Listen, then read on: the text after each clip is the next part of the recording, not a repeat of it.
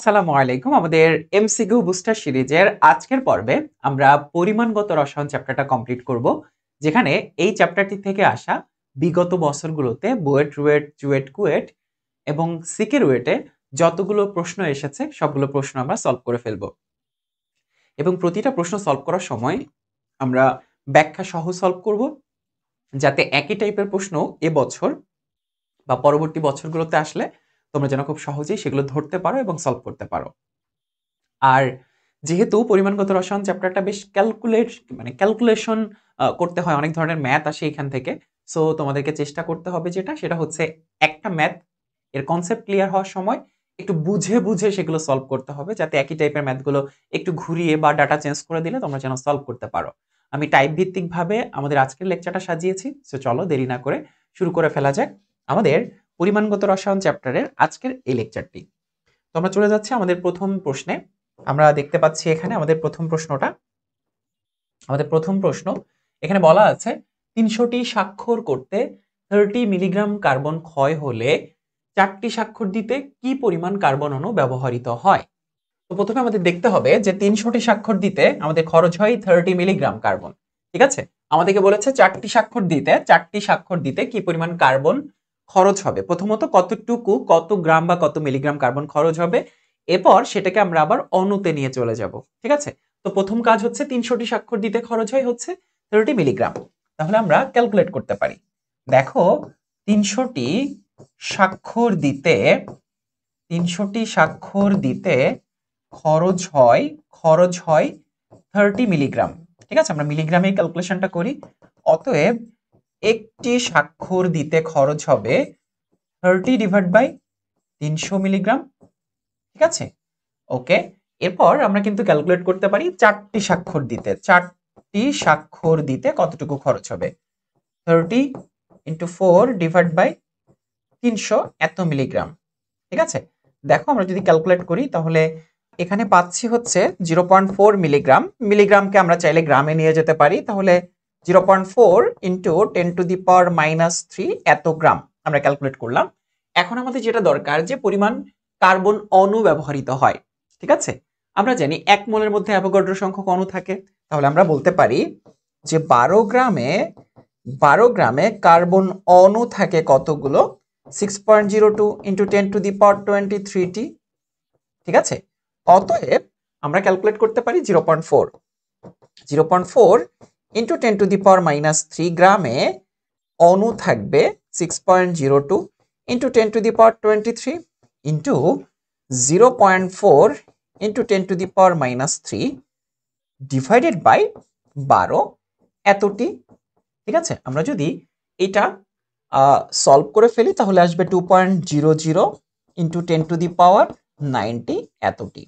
ঠিক আছে, সম্ভবত অপশনে আমাদের সেই কারেক্ট অ্যান্সারটা নাই, তবে কনসেপ্ট কিন্তু এটাই যে আমাদের 300টা স্বাক্ষর দিতে কার্বন পরমাণু কতটুকু খরচ হচ্ছে, একটার জন্য কত আর 4টার জন্য কত। হ্যাঁ, এখানে সম্ভবত একটা স্বাক্ষর দিতে কি পরিমাণ কার্বন অণু ব্যবহৃত হবে সেটা ক্যালকুলেট করতে গেলে আমাদের সম্ভবত 5.01 ইন্টু 10 টু দি পাওয়ার 18 এরকম টাইপের আনসার আসতে পারতো, যেটা বিগত বছরগুলোতে এসেছে।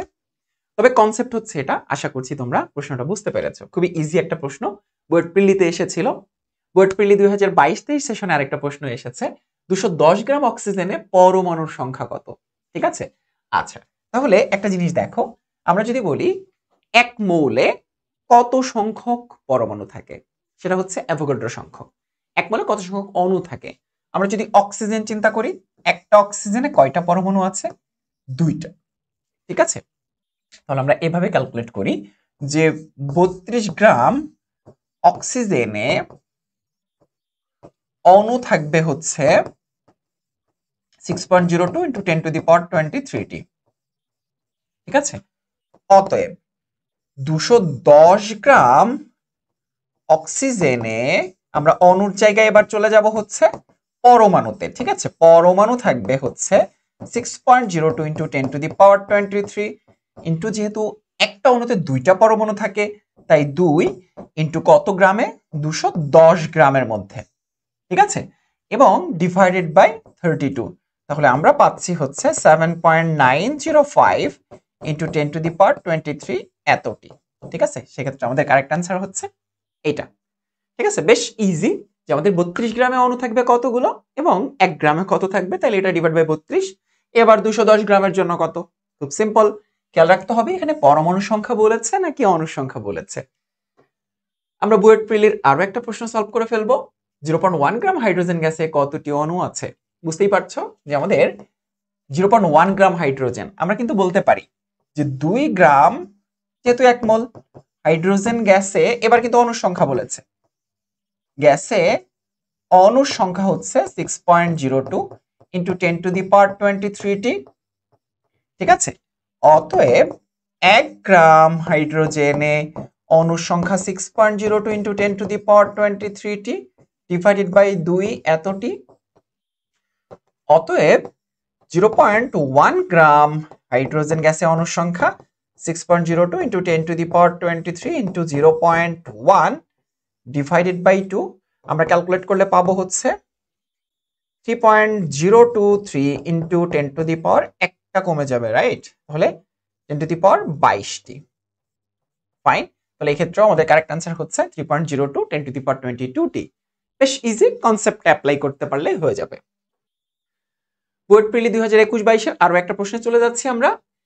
1000 ml 0.1 মোলার Na2S2, এখানে Na2S2O3, হ্যাঁ Na2S2O3 Na+ এর পরিমাণ কত? ঠিক আছে, Na+ এর পরিমাণ কত? ঠিক আছে, প্রশ্নটা এসেছে বুয়েট প্রিলি 2021-22 সেশনে। তো আমরা এক্ষেত্রে কয়েকটা ডাটা দেখতে পাচ্ছি।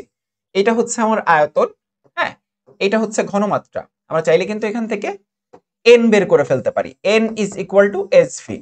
তারপর 1 মোলে থাকে এতগুলো, ঠিক আছে, 1 মোলে কয়টা থাকে? 2টা। ঠিক আছে, 1 মোলে 2টা থাকে। তারপর এই যে Na+ তো এখানে 2টা আছে, তাহলে অত মোলের জন্য কত, ক্যালকুলেট কিন্তু করতে পারবো। যেমন দেখো n is equal two Sv, ভিটা কিন্তু অবশ্যই লিটারে নিব আমরা। S হচ্ছে 0.1 ইন্টু ভি লিটারে, 1000 মিলিলিটার মানে কত? 1000 মিলিলিটার মানে হচ্ছে 1 লিটার, কারণ 1 লিটার সমান 10 to the power cube millilitre. তাহলে 1000 মিলিলিটারে 1 লিটার, তাহলে আলটিমেটলি হচ্ছে 0.1 মোল। ঠিক আছে, এখন আমরা বলতে পারি যে আমার Na2S2O3 সোডিয়াম থায়োসালফেট, হ্যাঁ, Na2S2O3 এর 1 মোলে Na+ আছে। Na+ আছে কয়টা? Na+ আছে কিন্তু 2টা। ঠিক আছে, দেখো যে আমরা এভাবে চিন্তা করতে পারি যে 1 মোল Na2S2O3 এর মধ্যে Na+ আছে কত মোল? দেখো তো, Na+ আছে দেখো 2 মোল, হ্যাঁ, Na2 যেহেতু, তাহলে আমরা বলতে পারি যে 0.1 এর জন্য, অতএব 0.1 মোল Na2S2O3 এর মধ্যে Na+ আছে 0.1 এর ডাবল, 1 এর ডাবল, তাহলে 0.2 মোল সমান আমরা ক্যালকুলেট করতে পারি 0.2 ইন্টু Na+, সোডিয়ামের জন্য ভরটা কত? 23। ঠিক আছে, আমরা যদি এটা ক্যালকুলেট করি তাহলে 2 ডিভাইড বাই 10 ইন্টু 23, 23 দুগুণে 46, 46 ডিভাইড বাই 10, তাহলে আসবে হচ্ছে 4.6 গ্রাম। ঠিক আছে, এটাই হচ্ছে আমাদের কারেক্ট অ্যান্সার। বেশ কনসেপচুয়াল একটা প্রশ্ন, তুমি চাইলে একটু চিন্তা ভাবনা করলেই এই ধরনের ম্যাথ খুব ইজিলি সলভ করে ফেলতে পারবে। আমরা চলে যাচ্ছি আমাদের পরবর্তী প্রশ্নে। 10 গ্রাম ক্যালসিয়াম কার্বনেট থেকে 2 ইন্টু 10 টু দি পাওয়ার 23টি অণু সরিয়ে নিলে কি পরিমাণ ক্যালসিয়াম কার্বনেট থাকবে? এখানে আমাদের প্রথমেই চিন্তা করতে হবে যে এই যে এতগুলো অণু সরিয়ে নেওয়া হয়েছে, ঠিক আছে, এতগুলো অণু সরিয়ে নেওয়া হয়েছে, তাহলে প্রথমেই ক্যালসিয়াম কার্বনেট থেকে এতগুলো অণু সরিয়ে নেওয়া হয়েছে, আমরা কিন্তু চাইলে এটাকে গ্রামে ক্যালকুলেট করতে পারি। কিভাবে? তোমরা একটু দেখো যে আমরা ক্যালসিয়াম কার্বনেটের আণবিক ভর যদি বিবেচনা করি তাহলে 40 প্লাস কার্বন হচ্ছে 12 প্লাস অক্সিজেন 16 ইন্টু 3, তাহলে ক্যালকুলেশন করলে আমরা পাবো হচ্ছে 100 গ্রাম। ঠিক আছে, তাহলে আমরা কিন্তু বলতে পারি যে আমার এই যে 100 গ্রাম, ঠিক আছে, এই 100 গ্রামে অণু থাকে কতগুলো? অ্যাভোগাড্রো সংখ্যক, তাই না? আমরা বলতে পারি যে 6.02 ইন্টু 10 টু দি পাওয়ার 23টি অণুর ভর সমান 100 গ্রাম। ঠিক আছে, অতএব এই যে 2 ইন্টু 10 টু দি পাওয়ার 20 এতটি অণুর ভর কত? তাহলে সেইটুকুই তো সরিয়ে নেওয়া হয়েছে, তাই না? তাহলে দেখো অণুর ভর 100 into 2 into 10⁻20 divided by 6.02 into 10⁻23 এত গ্রাম, তাই না? তাহলে আমরা পাবো হচ্ছে 0.0332 গ্রাম, এরকম একটা সংখ্যা পাবো আমরা। ঠিক আছে, এখন চিন্তা করো যে এতটুকু নিয়ে অণু সরিয়ে নেওয়া হয়েছে, তার মানে কতটুকু সরানো হয়েছে বলো তো? আমরা যদি চিন্তা করি তাহলে 0.0332 গ্রাম আসলে সরাই নেওয়া হয়েছে। এখন তাহলে কতটুকু থাকবে? ছিল হচ্ছে 10 গ্রাম, এইটুকু সরাই নেওয়া হয়েছে, তাহলে আর কতটুকু থাকবে? অতএব ক্যালকুলেশনটা তো খুবই সহজ। অতএব CaCO3 থাকবে সমান 10 মাইনাস 0.0332 এত গ্রাম। তাহলে আমরা পাবো হচ্ছে 9.966 গ্রাম, অর্থাৎ এইটা হচ্ছে আমাদের কারেক্ট অ্যান্সার। ঠিক আছে, বেশ ইজি, জাস্ট একটু তোমাকে একটু ঘুরিয়ে চিন্তা করতে পারতে হবে। হ্যাঁ, আমরা পরের কোশ্চেনে চলে যাচ্ছি। সিকের ওয়েট 2020-21 সেশনে একটা প্রশ্ন এসেছে যে 13.5 গ্রাম অ্যালুমিনিয়াম 3+ আয়নকে ধাতব অ্যালুমিনিয়ামে পরিণত করতে কতটি ইলেকট্রন দরকার হবে? ঠিক আছে, তোমরা একটা জিনিস চিন্তা করে দেখো যে অ্যালুমিনিয়াম 3+ কে আমরা যদি ধাতব অ্যালুমিনিয়ামে পরিণত করতে চাই, তখন আমাদের আসলে কি করতে হয়? অ্যালুমিনিয়াম 3+ অলরেডি কিন্তু ইলেকট্রনের ঘাটতি আছে, তাহলে সে 3টা ইলেকট্রন কিন্তু গ্রহণ করে, অর্থাৎ সে কিন্তু 3টা ইলেকট্রন গ্রহণ করছে, গ্রহণ করে সে কিন্তু ধাতব অ্যালুমিনিয়ামে পরিণত হচ্ছে। ঠিক আছে, তাহলে দেখো যে আমার অ্যালুমিনিয়ামের, যদি আমি বলি যে অ্যালুমিনিয়ামের আণবিক ভর কত, অ্যালুমিনিয়ামের আণবিক ভর হচ্ছে, অর্থাৎ গ্রাম পারমাণবিক ভর হচ্ছে 27 গ্রাম। ঠিক আছে, 27 গ্রাম। এখন 27 গ্রাম অ্যালুমিনিয়ামে পরিণত করতে আমার আসলে দেখো কতগুলো ইলেকট্রনের প্রয়োজন হয়? 3 মোল ইলেকট্রনের প্রয়োজন হয়, রাইট? 3 মোল ইলেকট্রনের প্রয়োজন হয়। তাহলে আমি এভাবে লিখতে পারি 27 গ্রাম অ্যালুমিনিয়ামে পরিণত করতে ইলেকট্রন লাগে 3 ইন্টু 6.02 ইন্টু 10⁻23 এত সংখ্যক, এতটি। কারণ এটা কেন?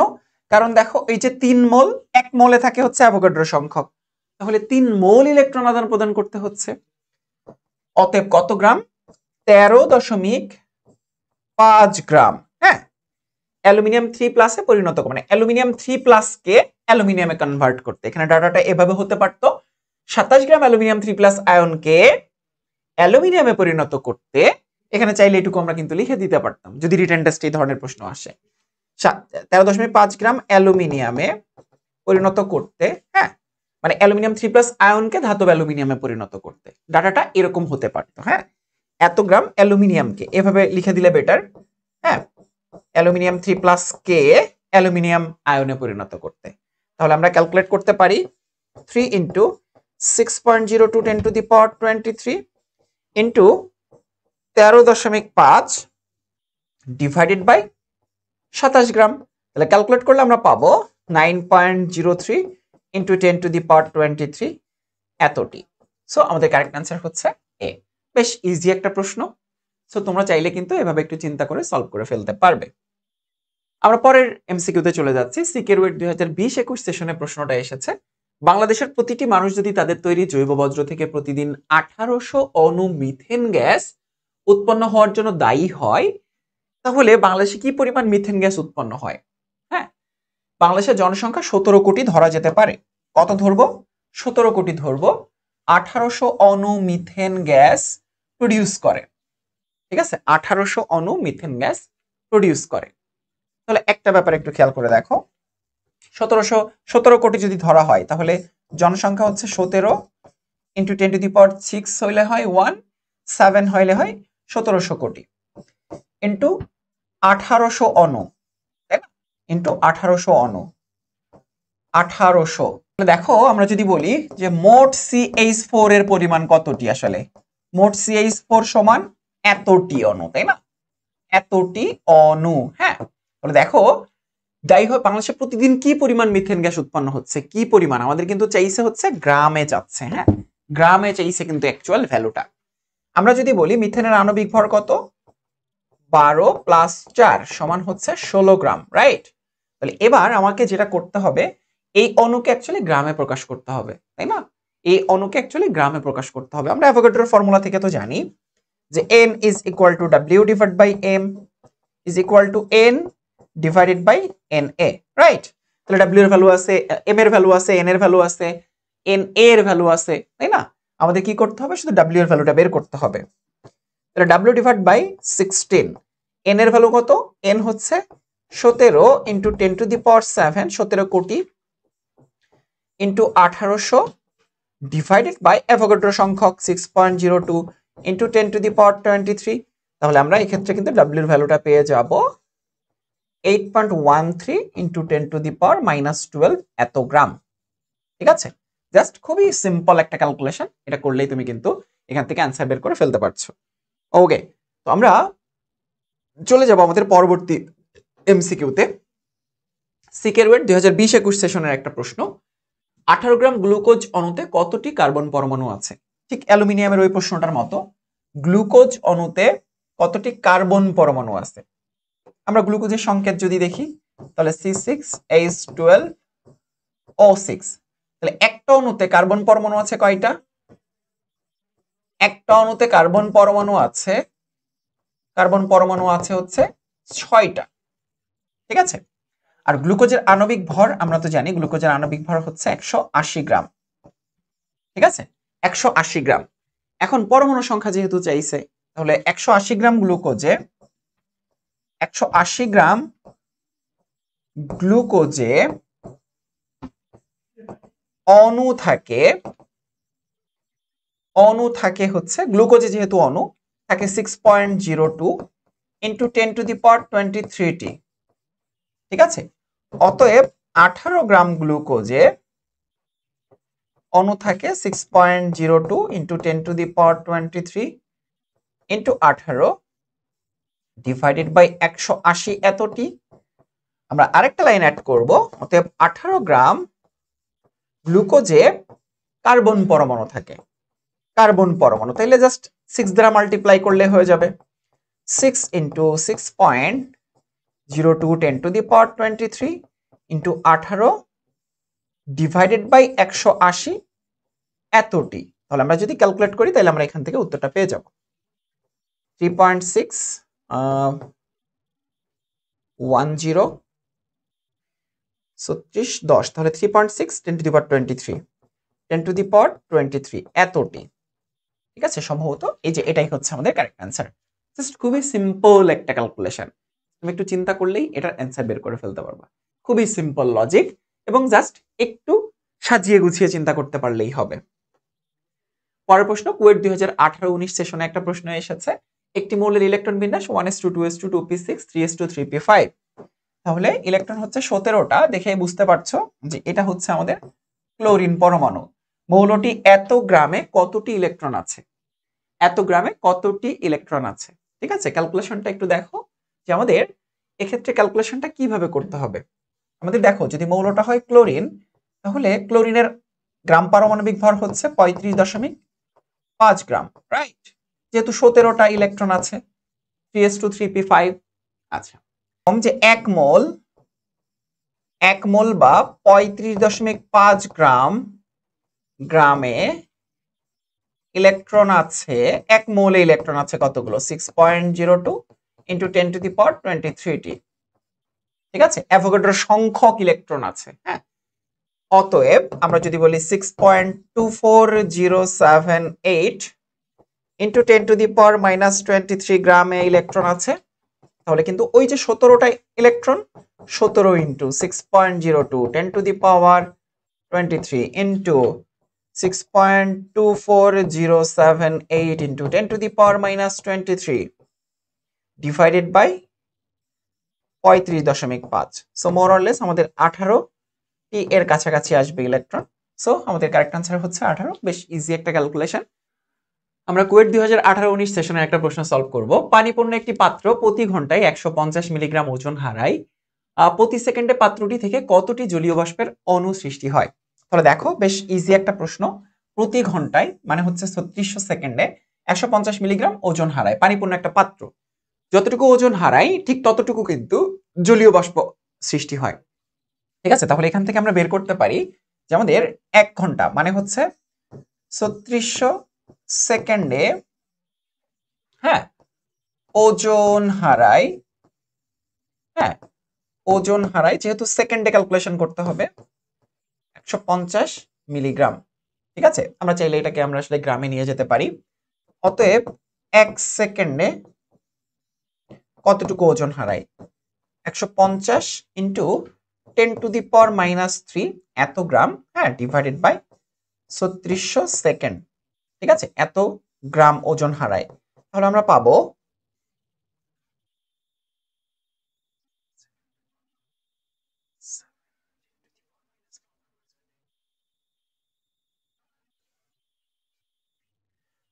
4.17 ইন্টু 10⁻⁻5 এত গ্রাম। তাহলে বুঝতেই পারছো এখন যে পরিমাণটা পেলাম, তাহলে এই পরিমাণটা কি? এই পরিমাণ জলীয় বাষ্পের অণু সৃষ্টি হচ্ছে।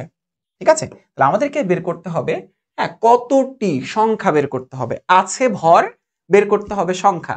এখন ভর যদি থাকে সংখ্যা বের করতে হয়, তাহলে কনসেপ্টটা কি বলতো?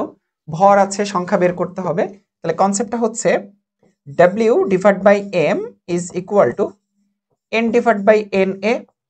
তাহলে আমাদের W এর পরিমাণ কত আমরা যে বের করেছি 4.17 ইন্টু 10⁻⁻5 ডিভাইড বাই পানির আণবিক ভর কত 18 গ্রাম, তাই না? এবার N এর ভ্যালুটা আমাদের বের করতে হবে কতটি, আর N এর ভ্যালু 6.02 ইন্টু 10⁻23।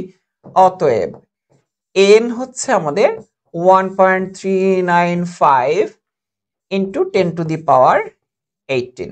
তাহলে আমরা দেখো কত সহজে উত্তরটা কিন্তু পেয়ে গেলাম। ঠিক আছে, দেখো খুবই ইজি যে যতটুকু ওজন হারাচ্ছে ঠিক ততটুকুই কিন্তু জলীয় বাষ্পের অণু সৃষ্টি হচ্ছে, এবং সেই সংখ্যাটাই আমরা বের করে ফেললাম। 250 মিলিগ্রাম দানাদার অক্সালিক অ্যাসিডে কতটি অক্সিজেন পরমাণু আছে? দানাদার অক্সালিক অ্যাসিড আমাদের দুটো সংকেত মাথায় রাখতে হবে। অক্সালিক অ্যাসিড হচ্ছে H2C2O4, হ্যাঁ, আর যখন বলবে যে আমাদের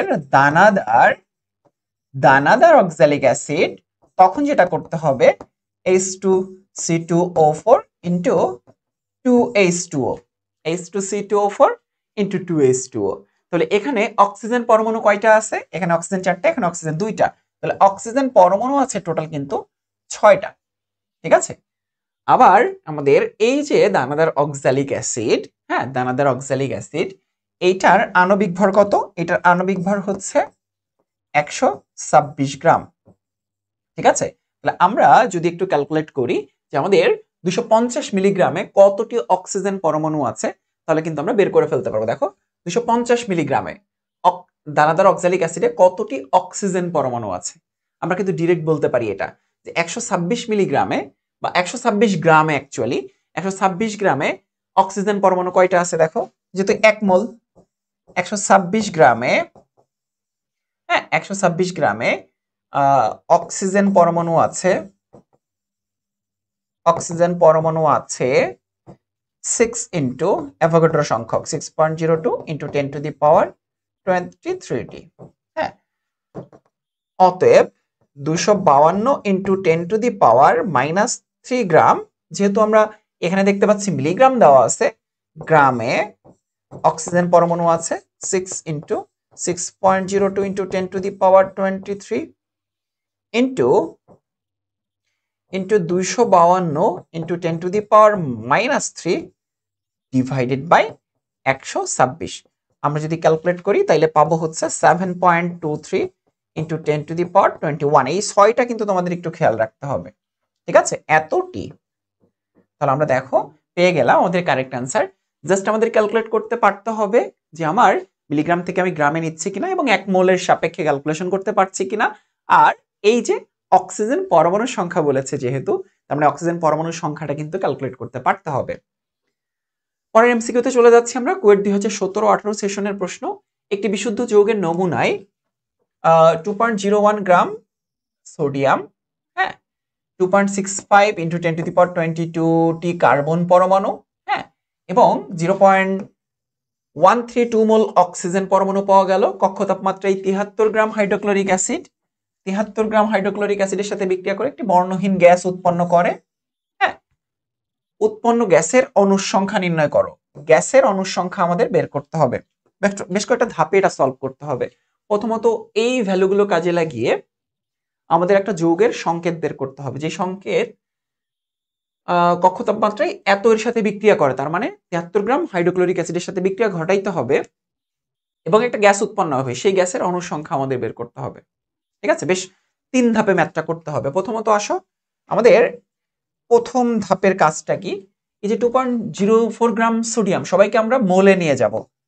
এন অফ সোডিয়াম, সোডিয়াম হচ্ছে 2 গ্রামে প্রকাশিত ভর হচ্ছে 2.04 গ্রাম, আর সোডিয়ামের ভর কত, সোডিয়াম হচ্ছে 23।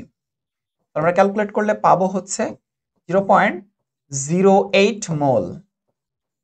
ঠিক আছে, এরপর আমরা যদি কার্বন পরমাণুর কথা চিন্তা করি, এন অফ কার্বন পরমাণু is equal to N divide by N A নিশ্চয়ই 2.65 into 10 to the power 22 divide by অ্যাভোগাড্রোর সংখ্যা 6.02 into 10 to the power 23, 10 to the power 23, তাহলে আমরা পাবো 0.04 মোল। হ্যাঁ, এরপর আমরা যদি বলি এন অফ অক্সিজেন, হ্যাঁ, তাহলে আমরা দেখতে পাচ্ছি হচ্ছে 0.132 মোল। হ্যাঁ, আমরা যদি বলি অতএব N N A is to n of C is to n of O2 is equal to, আমরা এইভাবে বলতে পারি, এটা 1 তাহলে এটা 2 গুণ হয়ে যাবে, হ্যাঁ, আর এটা হয়ে যাবে 4 13, তার মানে হচ্ছে 3 গুণ হয়ে যাবে, তাহলে 2 is to 1 is to, এটাকে 3 দ্বারা গুণ করলে 12 13 3। তাহলে যৌগটার সংকেত কি, যৌগটি হচ্ছে সোডিয়াম 2টা পরমাণু, অক্সিজেন 1টা পরমাণু, হ্যাঁ, অক্সিজেন 2টা পরমাণু, অক্সিজেন কার্বন 1টা পরমাণু, Na2C, অক্সিজেন 3টা পরমাণু, Na2CO3। এটা কক্ষ তাপমাত্রায় দেখো, কক্ষ তাপমাত্রায় 73 গ্রাম হাইড্রোক্লোরিক অ্যাসিডের সাথে বিক্রিয়া করে। হাইড্রোক্লোরিক অ্যাসিডের 73 গ্রাম, তাহলে এন অফ HCl যদি ক্যালকুলেট করি, তাহলে এটার ক্ষেত্রে আমরা যেটা করতে পারি 73 ডিভাইড বাই HCl এর ক্ষেত্রে 36.5, তাহলে আলটিমেটলি 2 মোল পরিমাণ। হ্যাঁ, আমরা যদি একটু বিক্রিয়াটা ঘটাই, কার কার মধ্যে বিক্রিয়া হবে, বিক্রিয়াটা হবে হচ্ছে এই HCl এবং Na2CO3 এর মধ্যে, তাহলে HCl প্লাস Na2CO3 যদি বিক্রিয়া করি, তাহলে যেটা হবে NaCl প্লাস পানি প্লাস কার্বন ডাইঅক্সাইড। হ্যাঁ, তাহলে Na2CO3 2NaCl, হ্যাঁ, তাহলে 2 মোল হবে। তাহলে এখানে একটু ক্যালকুলেট করে দেখো, মানে মূল ব্যাপারটা আসলে এখানে কি হচ্ছে, আমার উৎপন্ন গ্যাসটা কি, উৎপন্ন গ্যাস হচ্ছে কার্বন ডাইঅক্সাইড, কারণ এটা আমাদের তরল পানি এবং NaCl হচ্ছে সলিড। গ্যাসের অণুর সংখ্যা, তাহলে 2 মোল HCl অর্থাৎ 73 গ্রাম হাইড্রোক্লোরিক অ্যাসিড মানে হচ্ছে 2 মোল HCl সমান 1 মোল কার্বন ডাইঅক্সাইড। আমরা যেটা বলতে পারি 73 গ্রাম বা 2 মোল HCl is equivalent 1 mole carbon dioxide. এখন 1 মোল কার্বন ডাইঅক্সাইডের অণুর সংখ্যা কত, আমরা বলতেই পারছি যে is equivalent 6.02 into 10 to the power 23 টি অণু। শেষ, এত বড় একটা ম্যাথ করে আমাদের উত্তর হচ্ছে 6.02 ইন্টু 10 টু দি পাওয়ার 23। মানে জাস্ট কনসেপ্টটা একটু তোমাদেরকে চিন্তা করতে হবে যে কিভাবে কোন ধাপে আমরা কি চিন্তা করব, তাহলেই দেখবা খুব ইজিলি এই ধরনের ম্যাথ তোমরা সলভ করে ফেলতে পারছো। বেশ সহজ এবং কনসেপচুয়াল একটা ম্যাথ। আমরা পরবর্তী এমসিকিউতে চলে যাচ্ছি। 100 ml দ্রবণে ইউরিয়ার 6.023 ইন্টু 10 টু দি পাওয়ার 23 টি অণু আছে, দ্রবণটিতে ইউরিয়ার ঘনমাত্রা কত? ওকে, 100 ml দ্রবণে এতটি অণু আছে। হ্যাঁ, আমরা যদি একটু দেখি 100 ml দ্রবণে, তাহলে এটা ঐকিক নিয়ম করলে হয়ে যাবে 100 ml দ্রবণে অণু আছে কতগুলো, 6.02 ইন্টু 10 টু দি পাওয়ার 20 এতটি। ঠিক আছে, অতএব 1000 ml এ অণু আছে 6.02 ইন্টু 10 টু দি পাওয়ার 20, হ্যাঁ, 10 টু দি পাওয়ার 20, হ্যাঁ, ইন্টু 1000 ডিভাইড বাই 100, তাহলে এটা কাটা, এটা কাটা, তাহলে আমরা পাচ্ছি 6.02 ইন্টু 10 টু দি পাওয়ার 21 টি, তাই না? তাহলে এই যে দেখো 1 লিটারে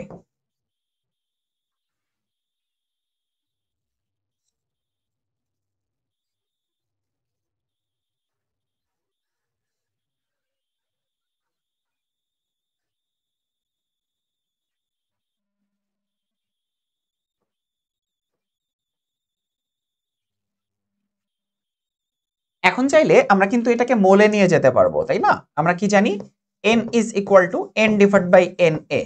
তাহলে n আছে আমাদের কাছে, na বসাইলে আমরা কিন্তু মোল পেয়ে যাব। 6.02 into 10 to the power 21 divide by 6.02 into 10 to the power 23 এতটি, তাহলে 2 ঘর, তাহলে 0.01 মোল। এখন আমরা কি জানি বলো তো? আমরা জানি 1 লিটার, হ্যাঁ, এর মধ্যে দ্রবীভূত দ্রবের মোল সংখ্যাটাই হচ্ছে আমাদের ঘনমাত্রা। তাহলে আমার ঘনমাত্রাটা হচ্ছে অ্যাকচুয়ালি 0.01 মোলার। হ্যাঁ, নির্দিষ্ট তাপমাত্রায় 1 লিটার দ্রবণে দ্রবীভূত দ্রবের মোল সংখ্যাটাই হচ্ছে আমাদের অ্যাকচুয়ালি ঘনমাত্রা। ঠিক আছে, তাহলে দেখো এই যে 0.01 মোলার, মানে একটু সিস্টেমেটিক ওয়েতে আমাদের আসলে ক্যালকুলেশনটা করতে হয়েছে। 0.01 মোলার। ঠিক আছে, তো দেখো বেশ ইজি, কনসেপ্টটা জানলেই এভাবে সমাধান করে ফেলা গেছে। আমরা পরবর্তী এমসিকিউতে চলে যাচ্ছি। কক্ষ তাপমাত্রায় সমুদ্রের পানির দ্রাব্যতা হচ্ছে 0.65 মোল পার 100 ml হলে 1 লিটার সমুদ্রের পানি থেকে কি পরিমাণ খাবার লবণ উৎপাদিত হবে? তাহলে আমরা এটা কিভাবে ক্যালকুলেট করতে পারি? দ্রাব্যতা দেওয়া আছে 0.65 মোল পার 100 ml। 1 লিটার সমুদ্রের পানি থেকে কি পরিমাণ খাবার লবণ উৎপাদিত হবে পার লিটারে নিয়ে যেতে হবে, অর্থাৎ এই 100 ml কে 1 লিটারে নিয়ে যেতে পারলেই হয়ে যাবে। তাহলে S ইজ ইকুয়াল টু, দেখতে পাচ্ছি 0.65 মোল পার 100 ml, রাইট? তাহলে মোল পার লিটারে নিয়ে যাব 0.65 মোল, আর এখানে 100 ml, তার মানে হচ্ছে 0.1 লিটার। আলটিমেটলি কি হচ্ছে, এখান থেকে আমরা পাচ্ছি 6.5 মোল পার লিটার, তাই না? দেখো পার লিটার আমরা যদি এখানে 10 দ্বারা গুণ করি, উপরে 10 দ্বারা গুণ করি, তাহলে দেখো নিচে 1 হয়ে যাবে, উপরে 6.5 হয়ে যাবে। তাহলে ঘনমাত্রা পেয়ে গেলাম 6.5 মোলার। এরপর আমাদের আয়তন দেওয়া আছে 1 লিটার, মানে হচ্ছে 1000 ml। হ্যাঁ, আণবিক ভর কত দেওয়া? যেহেতু খাবার লবণ, তার মানে হচ্ছে 58.5 গ্রাম। ঠিক আছে, আমাদের কি পরিমাণ, তার মানে W এর ভ্যালুটা বের করতে হবে। ফাইন, আমরা W এর ভ্যালুটাই বের করব। হ্যাঁ, W is equal to SMV divided by 1000, right? হ্যাঁ, ওকে, তাহলে আমরা পাচ্ছি S এর ভ্যালু কত? 6.5 ইন্টু M হচ্ছে 58.5 ইন্টু 1000 ml ডিভাইডেড বাই 1000। তাহলে আমরা পাচ্ছি হচ্ছে, দেখো এখানে ক্যালকুলেট করলে আমরা পাবো হচ্ছে 380.25 গ্রাম। তো খুব ইজি একটা ক্যালকুলেশন। দেখো আমরা এখান থেকে কিন্তু উত্তরটা পেয়ে গেলাম 380.25 গ্রাম। সো বেশ ইজি। আগে আমাদের ঘনমাত্রাটা বের করে নিতে হয়েছে দ্রাব্যতা থেকে, আমরা সেখান থেকে ঘনমাত্রাকে কাজে লাগিয়ে আমরা কতটুকু খাবার লবণ উৎপাদিত হচ্ছে সেটাও কিন্তু বের করে ফেলতে পেরেছি। আমরা চুয়েট 2023-24 সেশনে একটা প্রশ্ন সলভ করে ফেলবো, একটি কার্বন ডাইঅক্সাইড অণুর ভর কত। তার মানে এখানে আমাদের দুটো জিনিস নিয়ে কাজ করতে হবে, সংখ্যা বলেছে এবং আমাদের ভর বের করতে হবে। এটা খুবই ইজি। n ডিভাইড বাই, হ্যাঁ, আমরা যদি এভাবে চিন্তা করি, n is equal to w divide by m is equal to n divided by na। ঠিক আছে, আমরা যদি এভাবে চিন্তা করি তাহলে দেখো আমাদের সলভটা কিভাবে হবে। w এর ভ্যালু হচ্ছে কার্বন ডাইঅক্সাইডের জন্য বলেছে, হ্যাঁ, তাহলে আমরা w টাই বের করব 44 গ্রাম। হ্যাঁ, কয়টা বলেছে? একটি। অ্যাভোগাড্রোর মান হচ্ছে 6.02 into 10 to the power 23, 7.305 into 10 to the power minus 23, এটা হচ্ছে W ইজ ইকুয়াল টু এত গ্রাম। ঠিক আছে, সো দেখো আমরা কিন্তু আমাদের উত্তরটা পেয়ে গেলাম বেশ ইজিলি। পরের এমসিকিউতে চলে যাচ্ছি। 50 গ্রাম গ্লুকোজ 500 ml পানিতে দ্রবীভূত করা হয়েছে, অর্থাৎ গ্লুকোজ 500 ml পানিতে দ্রবীভূত করেছি। হ্যাঁ, 50 গ্রাম গ্লুকোজ। দ্রবণে পানির মোল ভগ্নাংশ বের করতে বলেছে। পানির মোল ভগ্নাংশ, মোল ভগ্নাংশ বলতে তো আমরা জানি নিজের মোল ডিভাইড বাই ওই দ্রবণের মধ্যে দ্রবীভূত যতগুলো উপাদান রয়েছে সবার মোল। ঠিক আছে, পানির ঘনত্ব দেওয়া আছে 0.9887 গ্রাম পার ml। গ্লুকোজের সংকেত দেওয়া আছে। গ্লুকোজের আমরা আণবিক ভর জানি 180 গ্রাম। পানির আণবিক ভর জানি আমরা, পানির আণবিক ভর হচ্ছে 18 গ্রাম। আমাদের অ্যাকচুয়ালি মোল ভগ্নাংশ যেহেতু বের করতে হবে, তাহলে সবাইকে অ্যাকচুয়ালি মোলে নিয়ে যেতে হবে, মোল লাগবে অ্যাকচুয়ালি। হ্যাঁ হ্যাঁ, ওকে ফাইন। তাহলে দেখো পানির ঘনত্ব দেওয়া আছে, পানির আয়তন দেওয়া আছে, আমরা কি জানি? এই যে এটা জানি, দেখো এই যে এটা, এটা মানেই তো হচ্ছে রো, তাই না? Rho is equal to M divide by V, তাই না? তাহলে আমরা কি জানি? Rho is equal to M বা ডাব্লিউ লিখতে পারি, ডাব্লিউ ডিভাইড বাই ভি। তাহলে W is equal to rho V. তাহলে রো এর ভ্যালু কত দেওয়া? 0.9887 ইন্টু এম এল এ কত? 500। হ্যাঁ, 35 এত গ্রাম। এবার এটাকে তো আমরা চাইলে মোলে নিয়ে যেতেই পারবো, n is equal to W divide by M. তাহলে ডাব্লিউ হচ্ছে 494.35 ডিভাইড বাই 18। এটা কার জন্য? এটা পানির জন্য, তাই না? পানির জন্য। তাহলে আমরা 27.46 এত মোল পানির মোল পেয়ে গেলাম। এবার গ্লুকোজের মোল বের করতে হবে। গ্লুকোজের কি দেওয়া আছে? গ্লুকোজের গ্রামের পরিমাণ দেওয়া আছে। তাহলে গ্লুকোজের জন্য আমরা মোল বের করে ফেলতে পারবো আরো easily. n is equal two গ্রামে প্রকাশিত ভর কত? 50 ডিভাইডেড বাই 180, ঠিক আছে? এত মোল, ঠিক আছে? মানে 5 ডিভাইড বাই 18 মোল হয়ে গেল। এবার অতএব পানির মোল ভগ্নাংশ, তাহলে পানির নিজের মোল কত? 27.46 ডিভাইড বাই মোট মোল, তাহলে 27.46 প্লাস 5 ডিভাইড বাই 18, তাহলে আমরা পাবো হচ্ছে 0.9899। আমাদের কারেক্ট আনসার হচ্ছে সি। খুব ইজিলি কিন্তু আমরা আমাদের অ্যান্সারটা পেয়ে গেলাম। বেশ ইজি একটা ক্যালকুলেশন। আমরা পরের ম্যাথে চলে যাচ্ছি। 200 ml 0.075 মোলার দ্রবণ তৈরি করতে কি পরিমাণ Na2CO3 এর প্রয়োজন? বেশ ইজি ক্যালকুলেশন, কারণ দেখো এখানে আমাদের ভি রয়েছে, এখানে আমাদের এস রয়েছে, এখানে আমাদের এম রয়েছে, আমাদের ডাব্লিউ এর ভ্যালুটা লাগবে। আমরা কি জানি? S is equal to 1000 W divide by MV. তাহলে আমাদের বের করতে হবে কি? ডাব্লিউ বের করতে হবে। W is equal to S MV divided by 1000। তাহলে এস এর ভ্যালু কত?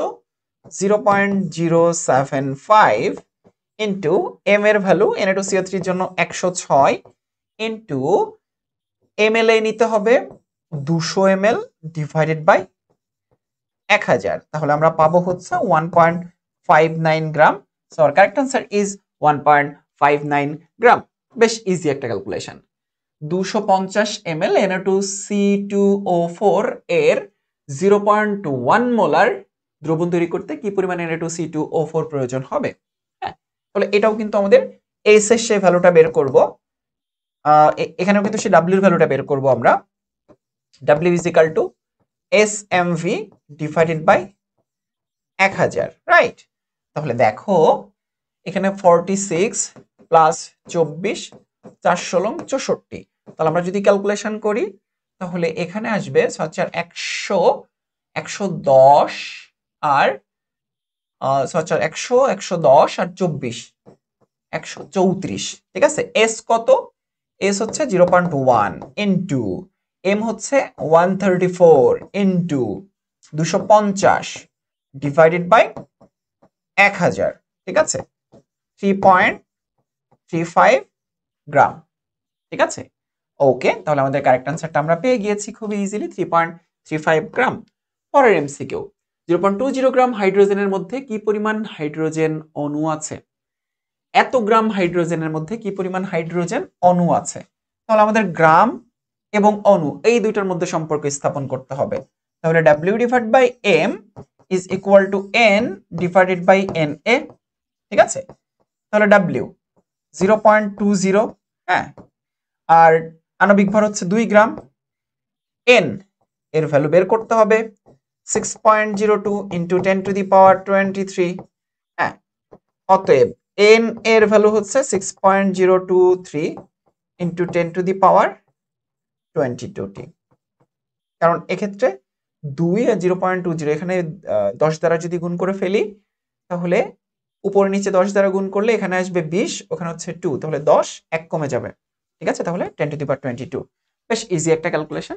সো দেখো কত সহজে আমরা কিন্তু এটা সলভ করে ফেলতে পারলাম। আমরা কুয়েট 2010-11 সেশনে একটা প্রশ্ন সলভ করব। 350 গ্রাম চিনি ও 550 গ্রাম পানিতে দ্রবীভূত করা হলো। হ্যাঁ, দ্রাবকের মোল ভগ্নাংশ কত হবে? তার মানে আলটিমেটলি পানির মোল ভগ্নাংশ আমাদেরকে বের করতে বলেছে। তাহলে মোল ভগ্নাংশ বের করতে হইলে সবার আগে আমাদের কি দরকার? আমাদের মোল সংখ্যা দরকার। তাহলে n অফ C12 H22 তারপর হচ্ছে O11, তাই না? O11 ইজ ইকুয়াল টু, গ্রামে প্রকাশিত ভর কত চিনির জন্য? 350, আর আমরা জানি চিনির আণবিক ভর হচ্ছে 342 এত মোল। ঠিক আছে, n অফ পানিতে দ্রবীভূত করা হলো, তাহলে n of H2O is equal to 550 divided by 18 এত মোল। আমাদের দ্রাবক যেহেতু পানির মোল ভগ্নাংশ বের করতে হবে, x হচ্ছে মোল ভগ্নাংশকে প্রকাশ করা হয়, H2O ইজ ইকুয়াল টু নিজের মোল 550 ডিভাইড বাই 18 ডিভাইডেড বাই মোট মোল 350 342 প্লাস 550 ডিভাইডেড বাই 18। এটা যদি সলভ করা হয় তাহলে আমরা পাবো হচ্ছে 0.9675। এটাই হচ্ছে আমাদের কারেক্ট অ্যান্সার। বেশ ইজি একটা প্রশ্ন, জাস্ট মোল ভগ্নাংশের কনসেপ্টটা অ্যাপ্লাই করতে পারলে এটা খুব ইজিলি সলভ করে ফেলা সম্ভব। 100 ml 0.1 মোলার গ্লুকোজ দ্রবণে কত গ্রাম গ্লুকোজ আছে? ঠিক আছে, বেশ ইজি প্রশ্ন, কত গ্রাম গ্লুকোজ আছে। তাহলে W এর ভ্যালু বের করতে হবে। হ্যাঁ, W এর ভ্যালু SMV ডিভাইডেড বাই 1000। ঠিক আছে, S এর ভ্যালু দেওয়া আছে 0.1 মোলার, তারপর গ্লুকোজ মানে হচ্ছে 180 গ্রাম, এরপর V হচ্ছে 100 ml ডিভাইডেড বাই 1000। ঠিক আছে, তাহলে আমরা পাবো হচ্ছে এটা কাটা এটা এটা এটা এটা এটা 18, তার মানে 1.8 গ্রাম। বেশ ইজি একটা প্রশ্ন এবং বেশ ইজি ক্যালকুলেশন, চাইলে তোমরা খুব সহজে এটা সলভ করে ফেলতে পারবে। 0.04 মোলার অক্সালিক অ্যাসিডের 300 ml দ্রবণ তৈরি করতে কি পরিমাণ অক্সালিক অ্যাসিডের প্রয়োজন হবে? অক্সালিক অ্যাসিড হচ্ছে H2C2O4, 2 প্লাস 12 দুগুণে 24 প্লাস 4 ষোলং 64, তাহলে 64 আর 26, তাহলে হচ্ছে আমাদের 90 গ্রাম, তাই না? তাহলে কি পরিমাণ? তাহলে W is equal to SMV divided by 1000। তাহলে S হচ্ছে 0.04, M হচ্ছে 90 এবং আয়তন হচ্ছে 300 ml ডিভাইডেড বাই 100। হ্যাঁ, তাহলে আমরা কি পাচ্ছি? আমরা পাচ্ছি হচ্ছে এখান থেকে ক্যালকুলেশন করলে আমরা পাবো হচ্ছে 4 নং 36। হ্যাঁ, 0.04, তাহলে 1.08 গ্রাম। ঠিক আছে, এইটাই হচ্ছে আমাদের অ্যান্সার। জাস্ট আমাদের ক্যালকুলেশন করতে হবে এই অংশটুকু। রুয়েট 2009-10 সেশনের একটা প্রশ্ন, 20 মিলি 0.002 মোলার K2Cr2O7 দ্রবণে কতটি মোল আছে? হ্যাঁ, মোল বের করতে বলেছে অ্যাকচুয়ালি। মোল মানে হচ্ছে N is equal two S এবং V দুইটাই দেওয়া আছে।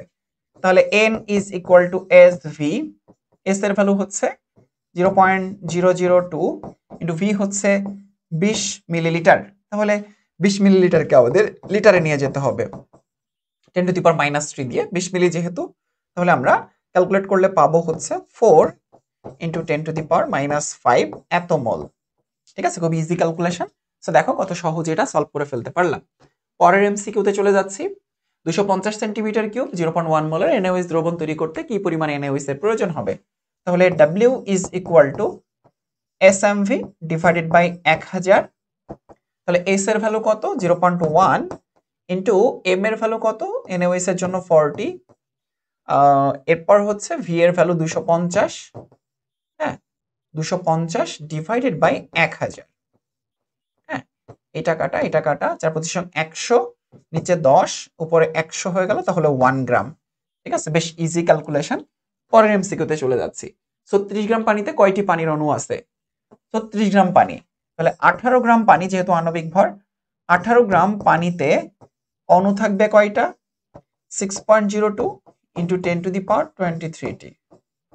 হ্যাঁ, অতএব 36 গ্রাম পানিতে অণু থাকবে 6.02 ইন্টু 10 টু দি পাওয়ার 23টি into 10 to the power 23 into 36 divide by 18, তাহলে 2, তাহলে 12 হ্যাঁ 12 ইন্টু 10^12.04 অথবা 1.2 ইন্টু 10^24 10^23 না, তাহলে এটা নান অফ দ্য এস হবে। হ্যাঁ কারণ হবে হচ্ছে 1.2 ইন্টু 10^24 এতটি হবে, কারণ 12 যেহেতু 6কে 2 দ্বারা গুণ করে ফেলতে হবে, উপরে 2 হচ্ছে। দেখো খুব ইজিলি কিন্তু এগুলো আমরা সলভ করে ফেলতে পারলাম।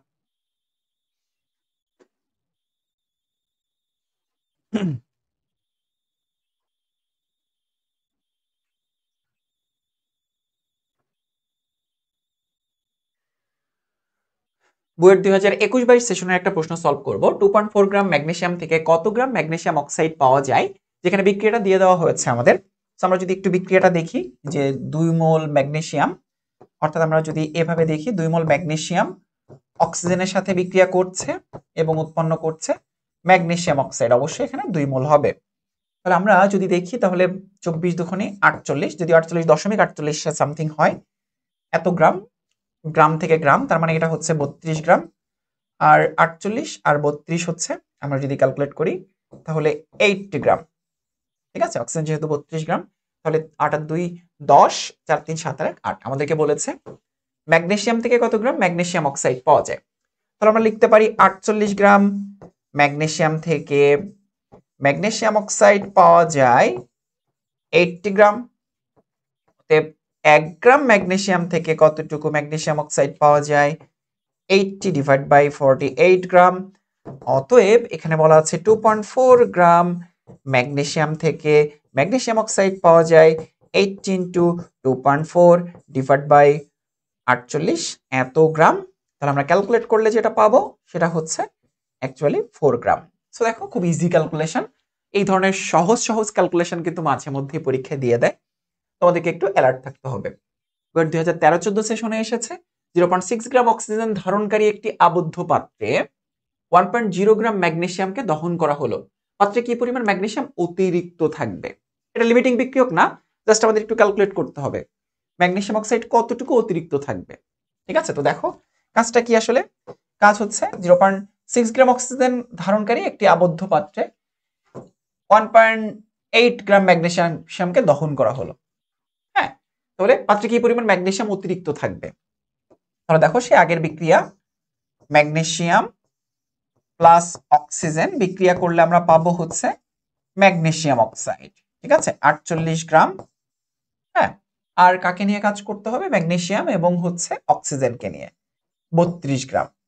হ্যাঁ, তাহলে দেখো 32 গ্রাম অক্সিজেনকে দহন করা হয় কার সাথে, 48 গ্রাম ম্যাগনেসিয়ামের সাথে, রাইট। তাহলে 0.6 গ্রাম অক্সিজেনকে, হ্যাঁ দেখো আমরা এভাবে চিন্তা করতে পারি 32 গ্রাম অক্সিজেনকে দহন করা হয় কতটুকু ম্যাগনেসিয়ামের সাথে, 48 গ্রাম ম্যাগনেসিয়ামের সাথে, তাই না? হ্যাঁ, ওকে। অতএব 0.6 গ্রাম অক্সিজেনকে, হ্যাঁ এখানে অক্সিজেন হবে, অক্সিজেনকে দহন করা হয় 48 ইন্টু 0.6 ডিভাইড বাই 32 এত গ্রাম ম্যাগনেসিয়াম। আমরা যদি একটু ক্যালকুলেট করি তাহলে পাবো 0.6 সমান ভাগ 32 0.9। ঠিক আছে, 0.9 গ্রাম। তাহলে 1.0 ম্যাগনেসিয়ামকে দহন করা হলো। আর এখানে আমরা অ্যাকচুয়ালি কতটুকু ম্যাগনেসিয়ামকে দহন করছি, প্র্যাকটিক্যাল ডাটা হচ্ছে 0.9। তাহলে আমরা বলতেই পারি হ্যাঁ, অতএব ম্যাগনেসিয়াম অতিরিক্ত থাকবে সমান 1 মাইনাস 0.9। ঠিক আছে, তাহলে আমরা দেখো এখান থেকে বলে দিতে পারছি, আমরা কিন্তু বলে দিতে পারছি সেটা হচ্ছে 0.09, মানে অ্যাকচুয়ালি 0.1 এর সমান। ঠিক আছে, 0.1 এর সমান। খুব ইজিলি কিন্তু এটা সলভ করা পসিবল। ঠিক আছে, ওকে। 60 গ্রাম পটাশিয়াম ক্লোরেটকে উত্তপ্ত করলে প্রাপ্ত অক্সিজেন গ্যাসের আয়তন এনটিপিতে কত হবে? পটাশিয়াম ক্লোরেট, হ্যাঁ KClO3, এটাকে উত্তপ্ত করলে আমরা পাবো হচ্ছে KCl প্লাস অক্সিজেন। ঠিক আছে, তাহলে আমরা যদি এভাবে চিন্তা করি 3, তাহলে এখানে 2, তাহলে 2। হ্যাঁ, আমরা এখন চিন্তা করব 60 গ্রাম পটাশিয়াম ক্লোরাইডকে উত্তপ্ত করলে প্রাপ্ত অক্সিজেন গ্যাসের আয়তন। তাহলে অক্সিজেন গ্যাসের আয়তন এখানে কত হবে? 22.4 × 3 লিটার, হ্যাঁ 67.2 লিটার হবে, আর 245 গ্রাম। তাহলে আমরা লিখতে পারি, হ্যাঁ আমরা লিখতে পারি 245 গ্রাম KClO3 কে উত্তপ্ত করে প্রাপ্ত অক্সিজেনের আয়তন সমান 67.2 লিটার। হ্যাঁ, অতএব 60 গ্রাম KClO3 কে উত্তপ্ত করে প্রাপ্ত অক্সিজেনের আয়তন সমান 67.2 × 60 ডিভাইডেড বাই 245। তাহলে আমরা পাবো হচ্ছে 16.47 litre. So this is our correct answer. Just এটা আণবিক ভর বের করতে পারলেই হয়ে যাবে, আর বিক্রিয়াটা তোমাদের সমতাকরণ তো তোমরা খুব ইজিলি পারো। একজন মহাকাশচারীর দৈহিক শক্তি অর্জনের জন্য প্রতি ঘন্টায় 30 গ্রাম গ্লুকোজের প্রয়োজন। প্রতি ঘন্টায় 30 গ্রাম গ্লুকোজের প্রয়োজন হলে এক সপ্তাহ, প্রতি ঘন্টা এক সপ্তাহ থাকার জন্য কত ভরের অক্সিজেন নিতে হবে? এক সপ্তাহ মানে ওখানে প্রতি ঘন্টা, তাহলে 7 দিন 24 ঘন্টা, হ্যাঁ গ্লুকোজের প্রয়োজন হবে 7 দিন 24 ঘন্টা। আচ্ছা, এখন আমরা যদি এভাবে চিন্তা করি যে গ্লুকোজ, আমাদের মানব দেহে যে গ্লুকোজ প্রডিউস হয় সেটার বিক্রিয়াটা আসলে কি, জারণ বিক্রিয়াটা কি? H12O6 প্লাস অক্সিজেন বিক্রিয়া করলে পানি এবং কার্বন ডাই অক্সাইড উৎপন্ন হয়, যেটা নির্গত হয়ে যায়, তাই না? এটা সমতা করলে হবে হচ্ছে 666। ঠিক আছে, এখানে আমরা কি লিখতে পারি? এখানে আমরা লিখতে পারি যে আমার বাহ্যিক শক্তি অর্জনের জন্য প্রতি ঘন্টায় 30 মিলিগ্রাম গ্লুকোজের প্রয়োজন হয়। ঠিক আছে,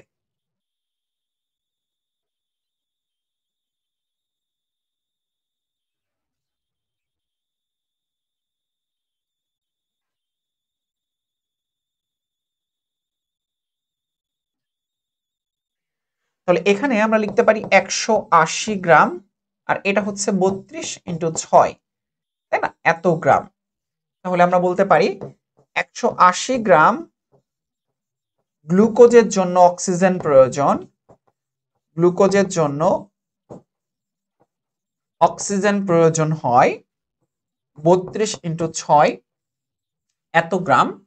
হ্যাঁ, অতএব কত গ্রামের জন্য? 30 গ্রাম গ্লুকোজের জন্য অক্সিজেন প্রয়োজন হবে 32 × 6 × 30 ডিভাইডেড বাই 180 গ্রাম। এবার এটা তো অ্যাকচুয়ালি আমাদের কত দিনের জন্য? প্রতি ঘন্টার জন্য। আমরা যদি এক সপ্তাহের চিন্তা করি তাহলে এটার সাথে আমাদের কি ক্যালকুলেট করতে হবে?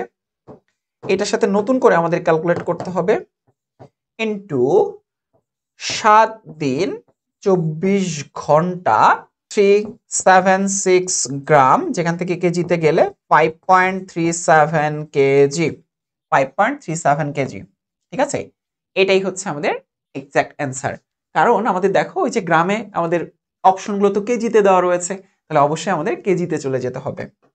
পরের এমসিকিউ, 10 টন জিঙ্ক অক্সাইডকে 10 টন চারকোল সহ বিজারিত করলে কি পরিমাণ জিঙ্ক উৎপন্ন হবে? হ্যাঁ, 1 টন মানে বুঝতেই পারছো 1000 কেজি। ঠিক আছে, আমরা গ্রামে নিয়ে যেতে গেলে 10 × 10 × 6, বাট 1 × 10⁻7, কারণ কেজিতে যাব 1000 কেজি, তারপর আবার গ্রামে যাব।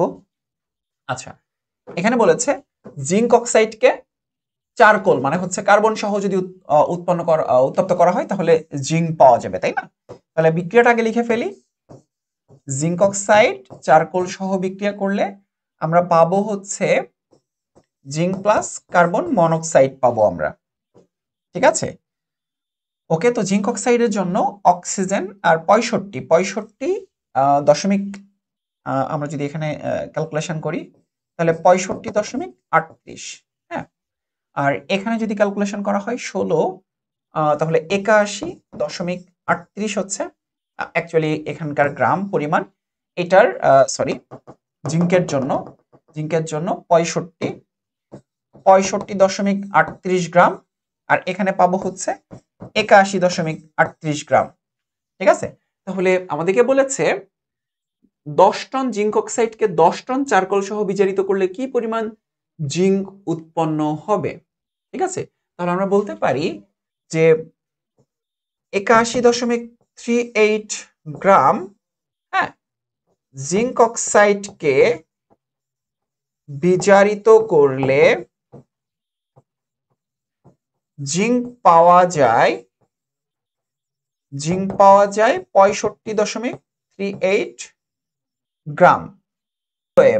10 টন বা 1.0 × 10⁻7 গ্রাম জিঙ্ক অক্সাইডকে বিজারিত করলে পাওয়া যাবে 65.38 × 1.0 × 10⁻7 গ্রাম ডিভাইডেড বাই 81.38 এত গ্রাম। আমরা ক্যালকুলেট করলে পাবো 8.034 × 10⁻6 গ্রাম। এখন আমরা জানি 1 টন সমান 10⁻6 গ্রাম। হ্যাঁ, 10⁻7 এখানে কেন নিয়েছি, কারণ 10 যেহেতু, হ্যাঁ 10, তাহলে 1.0 × 10⁻7 এই জন্য। তাহলে এটাকে আমরা যদি ভাগ করে ফেলি 8.034 × 10⁻6 ডিভাইড বাই 10⁻6 এত টন, তাহলে আমরা পাবো 8.034 টন। কারেক্ট অ্যান্সার হচ্ছে 8.034 টন। বেশ ইজি ক্যালকুলেশন, তোমরা চাইলে এভাবে ক্যালকুলেট করে উত্তরটা বের করে ফেলতে পারো। চুয়েট 2015-16 সেশনের একটা প্রশ্ন সলভ করব আমরা, যেখানে 300 ml 0.2 মোলার ঘনমাত্রার NaOH দ্রবণকে 100 ml 0.1 মোলার ঘনমাত্রার H2SO4 সহযোগে আংশিক প্রশমিত করা হলো, অবশিষ্ট NaOH দ্রবণের ঘনমাত্রা নির্ণয় করো। তাহলে এখানে আমাদের বেশ কয়েকটা ডাটা নিয়ে কাজ করতে হবে। এখানে এটুকু হচ্ছে NaOH এর ডাটা, 100 ml 0.1 মোলার ঘনমাত্রা সালফিউরিক অ্যাসিড সহযোগে আংশিক প্রশমিত করা হলো। ঠিক আছে, তাহলে আমরা একটু এভাবে চিন্তা করি। দেখো যে আমার NaOH এর জন্য V দেওয়া আছে 300 ml, তাই না? এটাকে আমরা বলতে পারি 0.3 লিটার। এরপর S is equal two 0.2 molar, হ্যাঁ, সোডিয়াম হাইড্রোক্সাইডের জন্য, তাই না? তাহলে আমরা চাইলে কিন্তু N বের করে ফেলতে পারি, N is equal two SV, তাই না? তাহলে এখানে কত পাচ্ছি দেখো, আমরা পাচ্ছি হচ্ছে 0.3 ইন্টু 0.2, তাই না? যেহেতু আমরা লিটারে নিয়েছি, তাহলে 0.6 মোল। ঠিক আছে, এরপর আমরা যদি এটা ক্যালকুলেট করি যে আমাদের এখানে দেখো NaOH এর পরে সালফিউরিক অ্যাসিডের জন্য, তাহলে V আছে কত, 100 ml। ঠিক আছে, তাহলে 0.1 লিটার, এবং আমরা যদি ঘনমাত্রার কথা বলি তাহলে 0.1 মোলার, তাই না? তাহলে N is equal two SV সমান 0.1 ইন্টু 0.1, তাহলে আমরা পাবো হচ্ছে 0.01 মোল। ঠিক আছে, এখানে অ্যাকচুয়ালি হবে 0.06 মোল। ঠিক আছে, আচ্ছা এবার আসো আমরা বিক্রিয়াটা করে ফেলি। সেটা হচ্ছে NaOH প্লাস সালফিউরিক অ্যাসিডের যদি বিক্রিয়া করানো হয়, তাহলে আমরা পাবো Na2SO4 প্লাস H2O। ঠিক আছে, তাহলে 2 মোল, এখানে 2 মোল পাবো আমরা। আচ্ছা ফাইন, তাহলে একটা জিনিস খেয়াল করে দেখো যে এইখানে আমার যে দুটো ডাটা আমরা পেয়েছি, একটা হচ্ছে 0.06 মোল, হ্যাঁ, আর আরেকটা হচ্ছে 0.01 মোল। হ্যাঁ, এই দুইটার মধ্যে আমরা এখানে কম্পেয়ার করলে যেটা পাই সেটা হচ্ছে দেখো 2 মোল NaOH is equivalent, হ্যাঁ, 1 মোল সালফিউরিক অ্যাসিড, রাইট? তাহলে তাই যদি হয় তাহলে একটু দেখো যে আমরা এভাবে চিন্তা করতে পারি যে আমার 1 মোল সালফিউরিক অ্যাসিড, তাহলে সালফিউরিক অ্যাসিডের জন্য আমার কত এসেছে দেখো, এই যে 0.01, তাহলে 0.01 মোল 0.01 মোল সালফিউরিক অ্যাসিড সমান এইটার ইকুইভ্যালেন্স কত, 0.02 মোল NaOH, তাই না? কারণ দেখো এই যে এটা 2 গুণ, তাহলে এতটুকু সালফিউরিক অ্যাসিড, কারণ এই ডাটাটুকু কার বলতো, সালফিউরিক অ্যাসিডের, এই ডাটাটুকু কার, সোডিয়াম হাইড্রোক্সাইডের। তো এখন দেখো এতটুকু সালফিউরিক অ্যাসিড ব্যবহার করলে কতটুকু NaOH ব্যবহৃত হয়, 0.02 মোল NaOH ব্যবহৃত হয়। তাহলে অতএব অতিরিক্ত বা অবশিষ্ট NaOH এর পরিমাণ, NaOH এর পরিমাণ কত হবে তাহলে দেখো একটু খেয়াল করে। আমরা যেটা পাচ্ছি সেটা হচ্ছে আগে কতটুকু ছিল, দেখো আগে কতটুকু ছিল 0.06 মাইনাস 0.02, তাহলে আমরা পাচ্ছি 0.04 মোল। তাহলে ঘনমাত্রা বের করতে হবে NaOH এর ঘনমাত্রা, তাই না? ঘনমাত্রা ইজ ইকুয়াল টু কি? S is equal to N divide by V। তাহলে N তো আমাদের কাছে আছেই, আর ভিটা কত? ভি হচ্ছে ওই যে দুইটার যোগফল 0.3 প্লাস এখানে হচ্ছে পাচ্ছি 0.1, তাহলে 0.04 ডিভাইডেড বাই 0.4, 0.1 মোলার। খুবই ইজি একটা ম্যাথ এবং চাইলে কিন্তু বেশ সহজেই তোমরা এটা ক্যালকুলেশন করে ফেলতে পারো। তো আমরা পরের এমসিকিউতে চলে যাচ্ছি। একটি চুনাপাথরের নমুনায় 92% ক্যালসিয়াম কার্বনেট আছে। লঘু HCl এ 100 গ্রাম চুনাপাথর দ্রবীভূত করে 100 গ্রাম চুনাপাথর দ্রবীভূত করে STP তে কত লিটার কার্বন ডাইঅক্সাইড পাওয়া যাবে? ঠিক আছে, আমাদের ক্যালসিয়াম কার্বনেটের যদি বিয়োজন ঘটাই আমরা অ্যাকচুয়ালি পাওয়া যাবে ক্যালসিয়াম অক্সাইড এবং কার্বন ডাইঅক্সাইড। এইটা হচ্ছে 100 গ্রাম আর লিটার, তার মানে 22.4 লিটার কার্বন ডাইঅক্সাইড। এখন 92% যে ক্যালসিয়াম কার্বনেট, এটা কতর মধ্যে? 100 গ্রামের মধ্যে। তাহলে 100 গ্রাম, হ্যাঁ 100 গ্রাম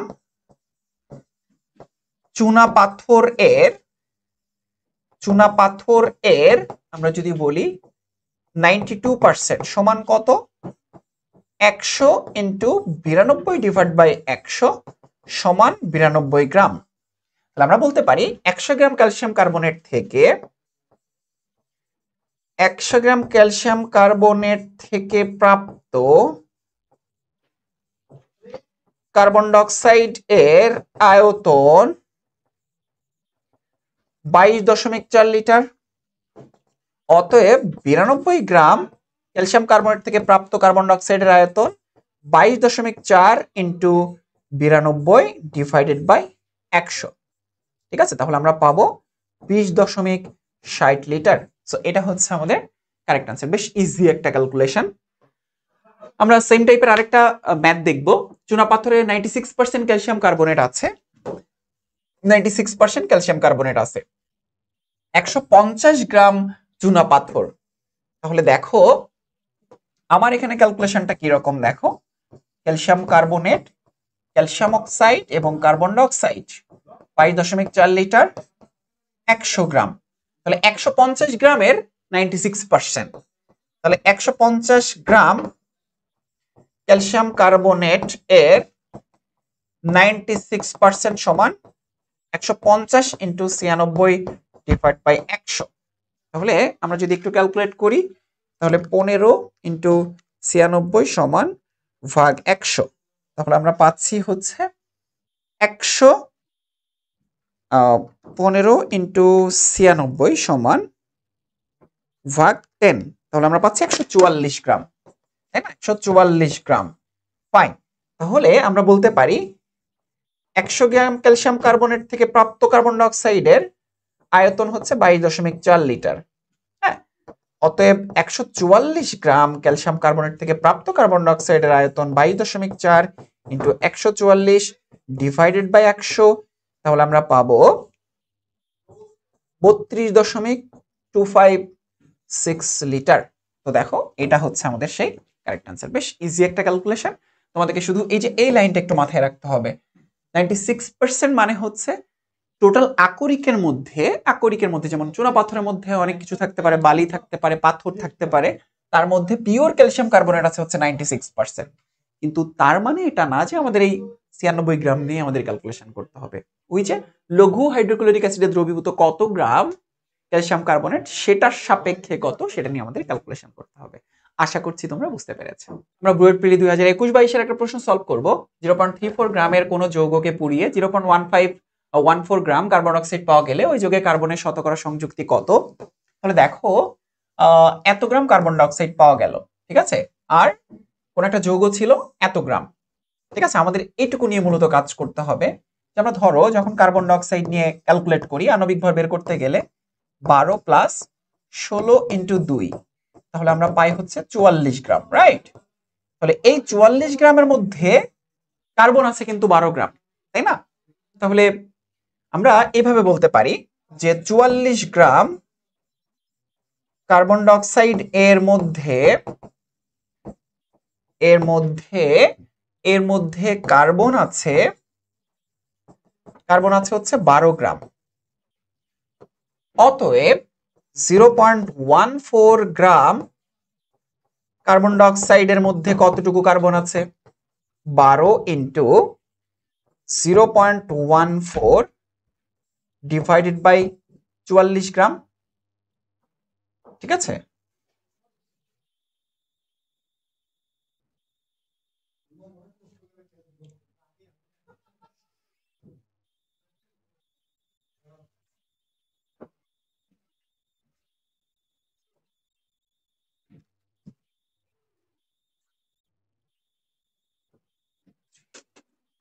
(0.038 গ্রাম। দেখো এটা কেন ক্যালকুলেট করেছি, কারণ হচ্ছে দেখো, হ্যাঁ, ওই যৌগে কার্বনের শতকরা সংযুক্তি কত, তার মানে এই যৌগকে পোড়াইলে এত গ্রাম কার্বন ডাইঅক্সাইড পাওয়া গেল। যেই কার্বন ডাইঅক্সাইডের মধ্যে কার্বন ছিল কতটুকু? এই পরিমাণ। এই যে 0.14 গ্রাম কার্বন ডাইঅক্সাইড যে পাওয়া গেল, তার মধ্যে কার্বন ছিল এত পরিমাণ। তাহলে এবার আমরা কিন্তু চাইলে কার্বনের শতকরা সংযুক্তি বের করতে পারবো, কারণ শতকরা সংযুক্তির কনসেপ্টটা কি? যে নিজের পরিমাণ ডিভাইড বাই মোট পরিমাণ ইনটু 100%। তাহলে কার্বন এটা হচ্ছে মোট পরিমাণ, কার্বনের নিজের পরিমাণ কত এটা বের করে ফেললাম। অতএব কার্বন এর শতকরা সংযুক্তি সমান নিজের পরিমাণ 0.34। মোট পরিমাণ আমরা যদি ক্যালকুলেট করি তাহলে 0.038 ইনটু 100। 2012-13 সেশনের একটা প্রশ্ন, কার্বন আছে এত পার্সেন্ট, হাইড্রোজেন আছে এত পার্সেন্ট, ক্লোরিন আছে এত পার্সেন্ট এবং এত পার্সেন্ট অক্সিজেন আছে। হ্যাঁ, অক্সিজেন আছে এত পার্সেন্ট। ওই যৌগটির সংকেত কি হইতে পারে? ঠিক আছে, অ্যাকচুয়ালি স্থূল সংকেত চাইছে আমাদের কাছে। তো স্থূল সংকেত বের করার সিস্টেমটা হচ্ছে প্রত্যেক যৌগের শতকরা পরিমাণ, যে শতকরা সংযুক্তি দেওয়া আছে, শতকরা পরিমাণকে নিজ নিজ পারমাণবিক ভর দ্বারা ভাগ করতে হয় সবার প্রথমে। তাহলে আমরা এভাবে চিন্তা করতে পারি যে কার্বনের শতকরা পরিমাণ 18.5 ডিভাইডেড বাই 12। ঠিক আছে, আমরা পাবো 1.54। ঠিক আছে, হাইড্রোজেনের ক্ষেত্রে 1.55 ডিভাইড বাই 1, তার মানে 1.55। ক্লোরিনের ক্ষেত্রে শতকরা পরিমাণকে নিজ নিজ পারমাণবিক ভর দ্বারা ভাগ করব, তাহলে 35.5 আমরা পাবো 1.55। অক্সিজেনের ক্ষেত্রে আমরা পাচ্ছি 23.81, আমরা ভাগ করবো হচ্ছে 16 দ্বারা, তাহলে 1.48 এর কাছাকাছি পাবো আমরা। তো দেখা যায় মোর অর লেস সবাই কিন্তু 1.55 এর কাছাকাছি। তাহলে carbon is to hydrogen is to chlorine is to oxygen is equal to 1:1:1:1। তাহলে আমরা পাচ্ছি হচ্ছে CHClO অ্যাকচুয়ালি। তাহলে এটাই হচ্ছে আমাদের সেই স্থূল সংকেত। ঠিক আছে, আর আণবিক সংকেত বের করার ক্ষেত্রে আমাদের যেটা করতে হয় যে কখনো যদি ভগ্নাংশ বা কোনো কিছু আসে, তাহলে প্রাপ্ত ভাগফল সমূহের মধ্যে যেটা ক্ষুদ্রতম সেটা দ্বারা আবার সবাইকে ভাগ করতে হয়। ঠিক আছে, তারপর আমরা মানে যদি এখান থেকে আমরা অ্যাকচুয়ালি ফাইনাল সংকেতটা বের করতে না পারি, ভগ্নাংশ চলে আসে। পানিতে হাইড্রোজেনের শতকরা ভর কত? পানিতে হাইড্রোজেন থাকে 11.11% আর অক্সিজেন থাকে 88.89%। এটা চাইলে তোমরা মুখস্থ রাখতে পারো, শতকরা সংযুক্তির কনসেপ্ট দিয়ে অ্যান্সার করতে পারো। ব্লু ভিট্রিয়লে কেলাস পানির শতকরা পরিমাণ কত? ব্লু ভিট্রিয়লের সংকেত হচ্ছে কপার সালফেট এবং 5 অণু পানি। এটার আণবিক ভর হচ্ছে 249.5 গ্রাম।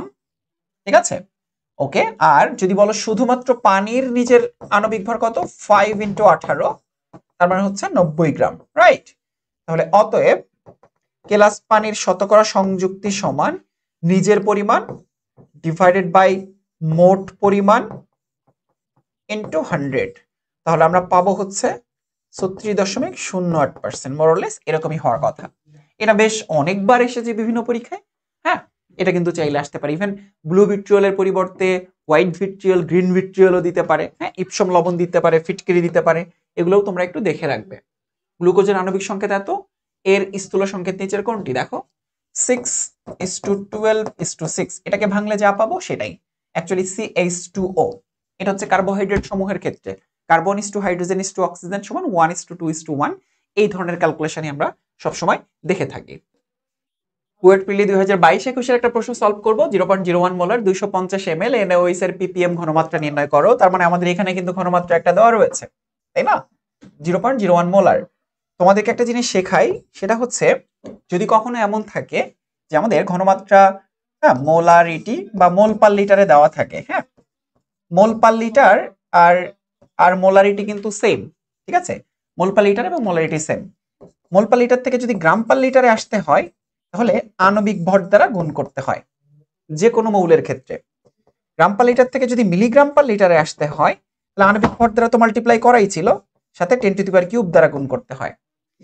এবার যদি মিলিগ্রাম পার লিটার থেকে ppm এ আসতে হয়, নতুন করে কোনো কিছু দ্বারা মাল্টিপ্লাই করতে হয় না, কারণ milligram per litre 1 milligram per litre মানে হচ্ছে 1 ppm।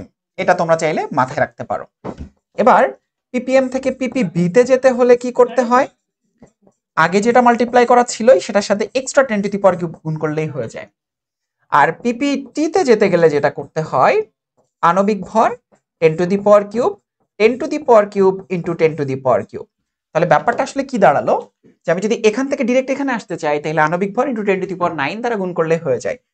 তুমি যদি এখান থেকে ppm এ আসতে চাও, আণবিক ভর এবং 10³ দ্বারা গুণ করলে হয়ে যাবে, ঠিক আছে?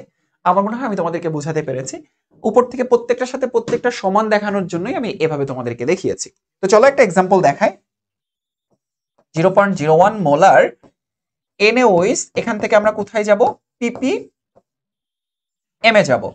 তাহলে 0.01 মোলার মানে হচ্ছে 0.01 মোল পার লিটার।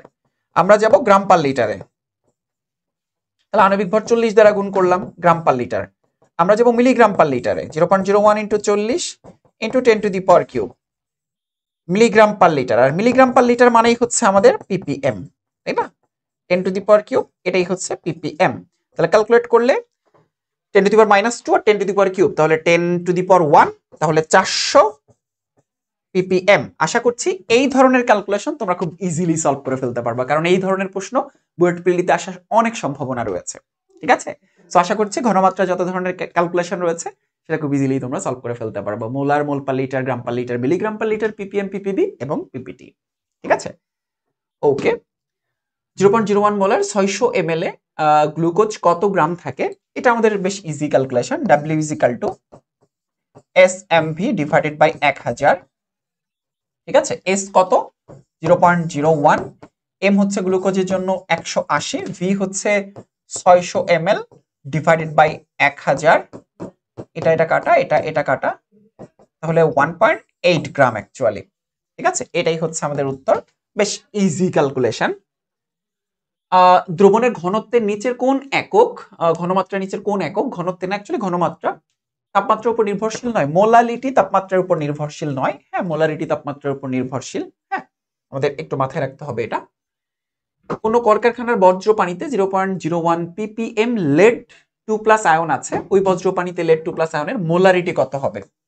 আমরা আমার উল্টো কাজটা করতে হবে এখানে। 0.01 মোলার বা 0.01 ppm, তাহলে এটা লিখতে পারি কি 0.01, হ্যাঁ, মিলিগ্রাম পার লিটার, তাই না? Milligram per 1 litre. এখান থেকে কোথায় যাব? মোল পার লিটারে যাব আমরা, হ্যাঁ, মিলিগ্রাম পার লিটার থেকে। আচ্ছা, আমরা আগে মিলিগ্রাম পার লিটার থেকে গ্রাম পার লিটারে যাই, 10⁻² মিলিগ্রাম, হ্যাঁ। এখান থেকে মিলিগ্রাম পার লিটার, মিলিগ্রাম থেকে গ্রামে কিভাবে যেতে হয়? 10⁻³ দ্বারা গুণ করতে হয়। তাহলে 10³ দ্বারা গুণ করলাম, মানে নিচে 10³ দিলাম, নিচে 10³ মানে উপরে 10⁻³। তাহলে এটা এবার আমরা কি করব? মিলিগ্রাম পার লিটার হয়ে গেছে কিন্তু, হ্যাঁ, সরি, মিলিগ্রাম পার লিটার হয়ে গেছে, মানে ppm মানে মিলিগ্রাম পার লিটার, এটা অ্যাকচুয়ালি গ্রাম পার লিটার হয়ে গেছে, ঠিক আছে? মিলিগ্রাম পার লিটার না, এটা হচ্ছে গ্রাম পার লিটার হয়ে গেছে। এবার মোল পার লিটারে যেতে গেলে কি করতে হবে? হ্যাঁ, দেখো, মোল পার লিটার থেকে গ্রাম পার লিটারে যেতে গেলে আণবিক ভর দ্বারা গুণ করতে হতো, আর আমি যদি গ্রাম পার লিটার থেকে মোল পার লিটারে যেতে চাই তাহলে আণবিক ভর দ্বারা ভাগ করতে হবে। তাহলে 10⁻², আর নিচে হচ্ছে 10⁻³, তাহলে 10⁻², নিচে 10⁻³ ইন্টু 207, এইটা হচ্ছে আমাদের মোল পার লিটার। কারণ আমরা পাচ্ছি হচ্ছে 4.83 ইন্টু 10⁻³ -8 এত মোলার। তো দেখো এই যে খুব সহজেই কিন্তু আমরা আমাদের উত্তরটা পেয়ে গেলাম। বেশ ইজি একটা ক্যালকুলেশন। 100 ml 0.1 মোলার গ্লুকোজ দ্রবণে কত গ্রাম গ্লুকোজ আছে অলরেডি এটা সলভ করেছি 1.8 গ্রাম। হ্যাঁ, বেশ ইজি ক্যালকুলেশন। 0.1 নরমাল H2SO4 দ্রবণের মোলারিটি কত? হ্যাঁ, আমরা জানি হচ্ছে N is equal to ME normality molarity into তুল্য সংখ্যা। তাহলে আমাদের মোলারিটি বের করতে হবে নরমালিটি ইনটু তুল্য সংখ্যা। নরমালিটি কত? 0.1। আর এইটার আমাদের তুল্য সংখ্যা সালফিউরিক অ্যাসিডের মধ্যে দুইটা হাইড্রোজেন পরমাণু আছে, তাই তুল্য সংখ্যা 2। তাহলে 1 ডিভাইড বাই 20, তাহলে m divide by 20 molar, m divide by 20। এটাই হচ্ছে আমাদের কারেক্ট অ্যান্সার। ঠিক আছে, 2012-13 সেশনের একটা প্রশ্ন। নিচের সমীকরণগুলোর মধ্যে কোনটি জারণ বিজারণ বিক্রিয়া? হ্যাঁ, নিচের কোনটি জারণ বিজারণ বিক্রিয়া? আমরা এখানে দেখতে পাচ্ছি আমাদের জারণ সংখ্যার কোনো পরিবর্তন হয়নি। H2O2 H2O KOH জারণ সংখ্যার পরিবর্তন হয়নি। ঠিক আছে, এরপর পটাশিয়াম অক্সিজেন, হ্যাঁ এখানে আমাদের 0, এখানে 0, অক্সিজেন +1 এবং সুপার অক্সাইড যেহেতু -1/2। লোহায় মরিচা পড়া একটি, কারণ এটা হচ্ছে আমাদের ফেরিক অক্সাইড, যেটা আর্দ্র বাতাসের উপস্থিতিতে হ্যাঁ লোহা এবং অক্সিজেনের মধ্যে এক প্রকার জারণ বিজারণ বিক্রিয়া সংগঠিত করে। তো এটা আমাদের একটা জারণ বিজারণ বিক্রিয়া, তোমাদের একটু মাথায় রাখতে হবে। নিচের কোনটি বিজারক? হ্যাঁ, নিচের কোনটি বিজারক? দেখো FeCl3 Fe3+, হ্যাঁ বিজারক মানে, হ্যাঁ বিজারক মানে বুঝতেই পারছো কার জারণ ঘটবে। হ্যাঁ, এর কিন্তু আর জারণ ঘটা সম্ভব না, জারণ সংখ্যা বৃদ্ধি পাওয়া সম্ভব না। এটা ম্যাঙ্গানিজে দেখো +7, জারণ সংখ্যা বৃদ্ধি পাওয়া কিন্তু সম্ভব না। আয়োডিন যেমন I- এ পরিণত হতে পারে, 0 মাইনাস, হ্যাঁ তার মানে এর জারণ ঘটা সম্ভব না। এটারই কেবল H2O3 থেকে S4O6 2- এ পরিণত হওয়া সম্ভব। ঠিক আছে, ওকে। নিচের কোনটি বিজারক, তার মানে কার জারণ ঘটবে এখানে? হ্যাঁ, যেমন দেখো K2Cr2O7 এটা +6 +3 তে পরিণত হতে পারবে, I-, হ্যাঁ সরি I2 তে পরিণত হতে পারবে। দেখো I- থেকে 0, এখানে হচ্ছে I0, অ্যাকচুয়ালি এখানে হচ্ছে Fe3+, এটা কিন্তু 2+ এ পরিণত হবে, তার মানে জারণ ঘটবে না। ঠিক আছে, আয়োডিনের যেমন দেখো I- এ পরিণত হইতে পারে, তার মানে এর কিন্তু বিজারণ ঘটবে, জারণ ঘটবে না। তার মানে অ্যাকচুয়ালি পটাশিয়াম আয়োডাইডের ক্ষেত্রে কিন্তু I- থেকে I0 তে যাওয়া সম্ভব। তার মানে এখানে কেবল জারণ বিক্রিয়া ঘটবে। নিচের বিক্রিয়াটি কি ধরনের বিক্রিয়া? ঠিক আছে, ক্লোরিন পটাশিয়াম আয়োডাইড। তাহলে আয়োডিন মুক্ত হয়েছে, পটাশিয়াম ক্লোরিনের সাথে সংযুক্ত হয়েছে। এটা সংযোজন বিক্রিয়া নয়, বিযোজন বিক্রিয়াও নয়, দহন বিক্রিয়াও নয়, এটা হচ্ছে প্রতিস্থাপন বা স্থানচ্যুতকরণ। এই বিক্রিয়ার আরেকটা নাম হচ্ছে প্রতিস্থাপন বা স্থানচ্যুতকরণ বিক্রিয়া। ঠিক আছে, একটু চাইলে মাথায় রাখতে পারো। পরবর্তী এমসিকিউ, নিচের কোনটি সঠিক আয়নিক সমীকরণ? ঠিক আছে, আয়নিক সমীকরণ Cr3+, পানি Fe2+, Fe3+, Cr2O7 2-, 14H+, Fe2+, 2Cr3+, 7H2 Fe3+, 14H+, Fe2+, 2Cr3+। অর্থাৎ আয়নিক সমীকরণ বলতে সেটাকে বোঝানো হচ্ছে যেখানে আমাদের সমতাকরণ রয়েছে। ঠিক আছে, 7 14, তাহলে 10 ওই পাশে 5 না, অ্যাকচুয়ালি এটা তোমরা যদি সমাধান করো তাহলে দেখবা কঙ্কাল সমীকরণ বলে একটা সমীকরণ দেখেছো, যেটা লাইনের পরে অর্থাৎ আয়ন পদ্ধতিতে সমতাকরণের পরে, যেখানে তোমরা আয়ন সরবরাহ করে তোমরা বিভিন্ন সমীকরণ সমতাকরণ করো। সো সেরকমই একটা সমীকরণ আমরা এখানে দেখতে পাচ্ছি। নিচের কোন আয়নের লবণ পটাশিয়াম আয়োডাইডের জলীয় দ্রবণ হতে আয়োডিন উৎপন্ন করতে সক্ষম? তোমরা আয়োডোমিতি আয়োডিমিতি দেখেছো, হ্যাঁ যেখানে আমাদের কপার 2+ থেকে আমরা আসলে পটাশিয়াম আয়োডাইডের জলীয় দ্রবণ হতে আয়োডিন উৎপন্ন করতে পারি। আয়োডোমিতি আয়োডিমিতি সম্ভবত তোমাদের শর্ট সিলেবাসে নাই, যদি সম্ভব হয় একবার বিক্রিয়াগুলো তোমরা দেখে রেখো, ওটা বেশ আগে এই ধরনের প্রশ্ন আসতো। হ্যাঁ, ওকে। 25 সেন্টিমিটার কিউব 0.1 মোলার NaCl এর দ্রবণ থেকে সম্পূর্ণরূপে ক্লোরিন বিমুক্ত করতে এর কত আয়তন প্রয়োজন হবে? বেশ ইম্পর্টেন্ট একটা প্রশ্ন। আমরা চলো এই ডাটাগুলো একটু দেখি।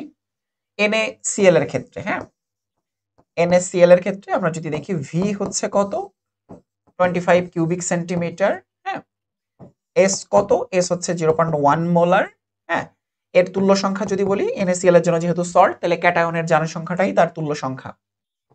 KMnO4 এর ক্ষেত্রে V কত? V হচ্ছে আমাদের বের করতে হবে S কত 0.1 মোলার, এবং তুল্য সংখ্যা হচ্ছে পটাশিয়াম পারম্যাঙ্গানেটের ক্ষেত্রে +7 থেকে +5 Mn2+ হয়ে যায়, তাহলে তুল্য সংখ্যা হচ্ছে 5। আমরা জানি সামেশন অফ V1, হ্যাঁ সামেশন অফ ভিএস সমান, হ্যাঁ, summation of v's kind of এরকম যে ভি1 বা ভিএস এভাবে লিখতে পারো তোমরা। ভিএস এটা হচ্ছে জারকের জন্য, হ্যাঁ, ইজ ইকুয়াল টু ভিএস এটা হচ্ছে বিচারকের জন্য। আবার তোমরা এভাবে লিখতে পারো V one S one U one is equal to V two S two E two, যেভাবে তোমরা কমফোর্টেবল, হ্যাঁ, যেভাবে কমফোর্টেবল। আবার V one S one divide by V two S two is equal to U one divide by E two, কোনো সমস্যা নাই। তো ধরো আমরা যদি 1 NaCl চিন্তা করি, তাহলে ধরো 25 into 0.1 into 1 is equal two, আমরা যদি এভাবে চিন্তা করি ভি2 ইন্টু এস2 কত 0.1 ইন্টু 5, তাহলে আমরা এখান থেকে কিন্তু ভি2 এর ভ্যালুটা বের করে ফেলতে পারবো 5.0 কিউবিক সেন্টিমিটার। সো দেখো আমরা কিন্তু আমাদের উত্তরটা পেয়ে গিয়েছি। সিকেরওয়েট 2022-23 প্রশ্নটা এসেছিল। বিক্রিয়াটিতে বিজারক নিচের কোনটি, মানে কার জারণ ঘটেছে, হ্যাঁ, কার জারণ ঘটেছে। দেখো এখানে মাইনাস, এখানে হচ্ছে 0 হয়েছে, তাহলে কে আই অর্থাৎ আই মাইনাসেরই কিন্তু অ্যাকচুয়ালি জারণ ঘটেছে। কারণ দেখো আই মাইনাস থেকে আই 0 হয়েছে, তার মানে তার জারণ সংখ্যা কিন্তু বৃদ্ধি পেয়েছে। ঠিক আছে, ওকে, তাহলে পটাশিয়াম আয়োডাইডের অথবা আই মাইনাসের কিন্তু জারণ ঘটেছে। ওকে, নিম্নের কোনটি সঠিক নয়। Fe 3টা ইলেকট্রন ত্যাগ করে Fe3+, Fe3+ একটা ইলেকট্রন গ্রহণ করে Fe2+, অ্যালুমিনিয়াম 3+, একটা electron aluminium 2+, no, Fe2+, Fe3+, zinc 2+, zinc, এটা সত্য নয়। অ্যালুমিনিয়াম 3+, একটা ইলেকট্রন ত্যাগ করে অ্যালুমিনিয়াম 2+ এ পরিণত হচ্ছে। ইলেকট্রন ত্যাগ করলে তো আরো ধনাত্মক চার্জ বাড়তে থাকে। ঠিক আছে, এখানে এটা ভুল আছে। পরের এমসিকিউতে চলে যাচ্ছি। নিম্নের বিক্রিয়া হতে K2Cr2O7 ও Fe2 লবণের মোলার অনুপাত কত বের করো। ঠিক আছে, K2Cr2O7 আমরা তুল্য সংখ্যার এক্সচেঞ্জ দিয়ে কিন্তু এটা বের করে ফেলতে পারি। দেখো এটার তুল্য সংখ্যা কত, এইটার তুল্য সংখ্যা হচ্ছে, দেখো এটার তুল্য সংখ্যা হচ্ছে Cr পটাশিয়াম ডাইক্রোমেটের তুল্য সংখ্যা হচ্ছে 6, এটা তুল্য সংখ্যা হচ্ছে 1। হ্যাঁ, তাহলে এই দুইটা লবণের মোলার অনুপাত হচ্ছে 1:6। ঠিক আছে, এই যে তুল্য সংখ্যার এক্সচেঞ্জ থেকে আমরা কিন্তু আসলে বলে দিতে পারি। ঠিক আছে, তুল্য সংখ্যার এক্সচেঞ্জ থেকে মানে তোমরা রাসায়নিক যে জারণ বিজারণ বিক্রিয়া রয়েছে সেগুলো সমতা করতে পারো দুইটা ওয়েতে। একটা হচ্ছে আয়ন ইলেকট্রন পদ্ধতিতে, আর আরেকটা হচ্ছে তুল্য সংখ্যা পদ্ধতিতে। তুল্য সংখ্যা পদ্ধতিতে যেটা হয়, তুল্য সংখ্যা বের করার পরে জারকেরটা বিজারকের সামনে, বিজারকেরটা জারকের সামনে বসাতে হয়, তাহলে কিন্তু হয়ে যায়। এখানে আমাদেরকে সেটাই বলেছে। হ্যাঁ, দেখো এই যে বিজারক এবং জারকের ক্ষেত্রে বিজারক ইস্টু জারক এর মোলার অনুপাত কত, খুব ইজিলি আমরা এটা বের করে ফেলতে পারলাম। থায়োসালফেট আয়ন আয়োডিন দ্বারা জারিত হলে কি পাওয়া যাবে। দেখো S2O3 2- এটা হয় S4O6 2- এ পরিণত হয়। ঠিক আছে, S4O6 2- এ তোমরা যদি কখনো সুযোগ হয় তাহলে আয়োডোমিতি এবং আয়োডিমিতির ক্যালকুলেশনগুলো একটু দেখতে পারো। হ্যাঁ, সেখান থেকে তোমরা দেখবা যে আমাদের সমীকরণগুলো এরকম। দেখো Na2S2O3 এটা আয়োডিন দ্বারা প্রমাণ দ্রবণ দ্বারা জারিত হয়ে Na2S4O6 প্লাস Na পরিণত হয়। ঠিক আছে, তোমরা একটু বিক্রিয়াটা দেখবে। আশা করছি তোমরা আয়োডোমিতি আয়োডিমিতির কনসেপ্ট থেকে এই ধরনের বিক্রিয়া খুব ইজিলি বুঝে ফেলতে পারবে। নিচের কোনটি জারক এবং বিজারক উভয় রূপেই কাজ করে। কোনটি জারক এবং বিজারক উভয় হিসেবে কাজ করে। সালফিউরিক অ্যাসিড কাজ করে না, নাইট্রিক অ্যাসিড কাজ করে না, H3PO4 কাজ করে না, নাইট্রাস অ্যাসিড HNO2 কাজ করে, কারণ এদিকে নাইট্রিক অ্যাসিড, হ্যাঁ, জারণ সংখ্যার পরিবর্তন হতে পারে। যেমন দেখো এখানে -4, এখানে +3, হ্যাঁ, +2 এবং এদিকে কিন্তু +5 যাওয়া সম্ভব। তো এটা হচ্ছে আমাদের জারক এবং বিজারক উভয় হিসেবে কাজ করতে পারে। জারণ সংখ্যার পরমাণু আছে।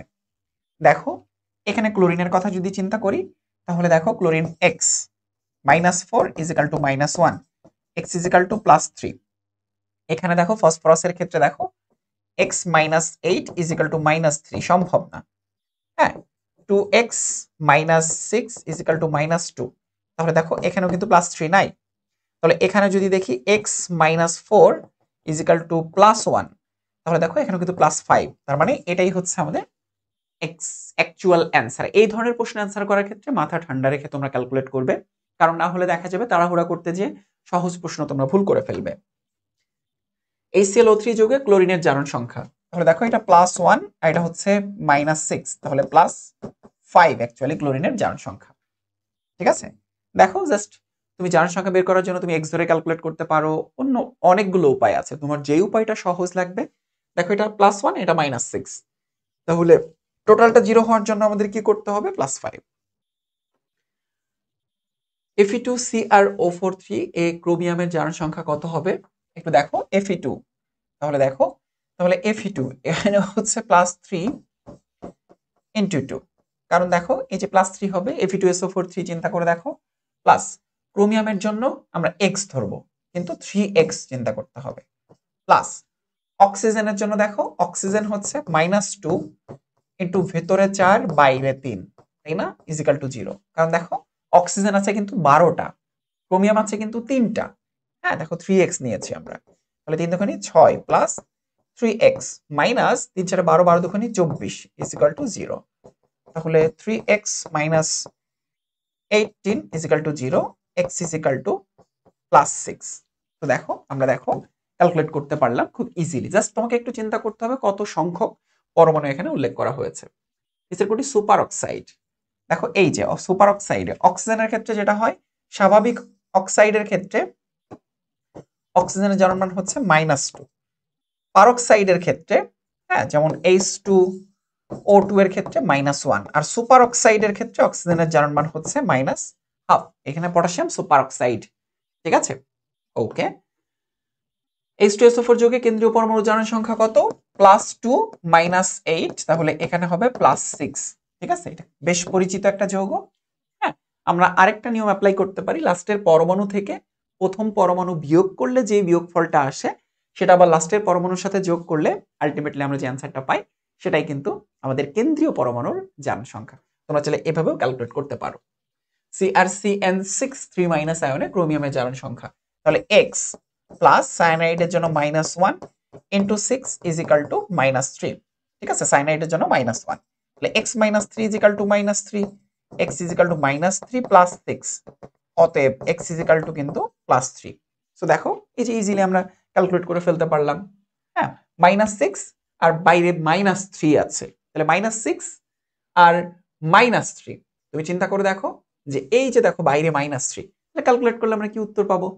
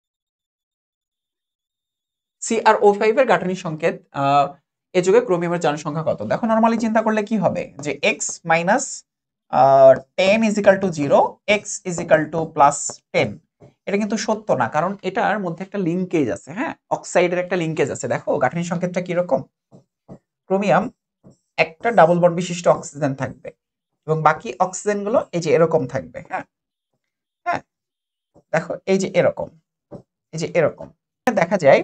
Cr বন্ড ও, এই বন্ধন আছে অ্যাকচুয়ালি 4টা, আর Cr ডাবল বন্ড ও বন্ধন আছে একটা। হ্যাঁ, ক্রোমিয়াম তীব্র তড়িৎ ধনাত্মক, এই জন্য 1 2 3 4 5 6, এই জন্য ক্রোমিয়ামের জারণ সংখ্যা হচ্ছে +6। হ্যাঁ, এটাই তোমাদেরকে একটু খেয়াল রাখতে হবে, ক্রোমিয়াম তীব্র তড়িৎ ধনাত্মক। হ্যাঁ, এটার ক্ষেত্রে একটু ভিন্নভাবে তোমাদেরকে ক্যালকুলেশন একটু মনে রাখতে হবে।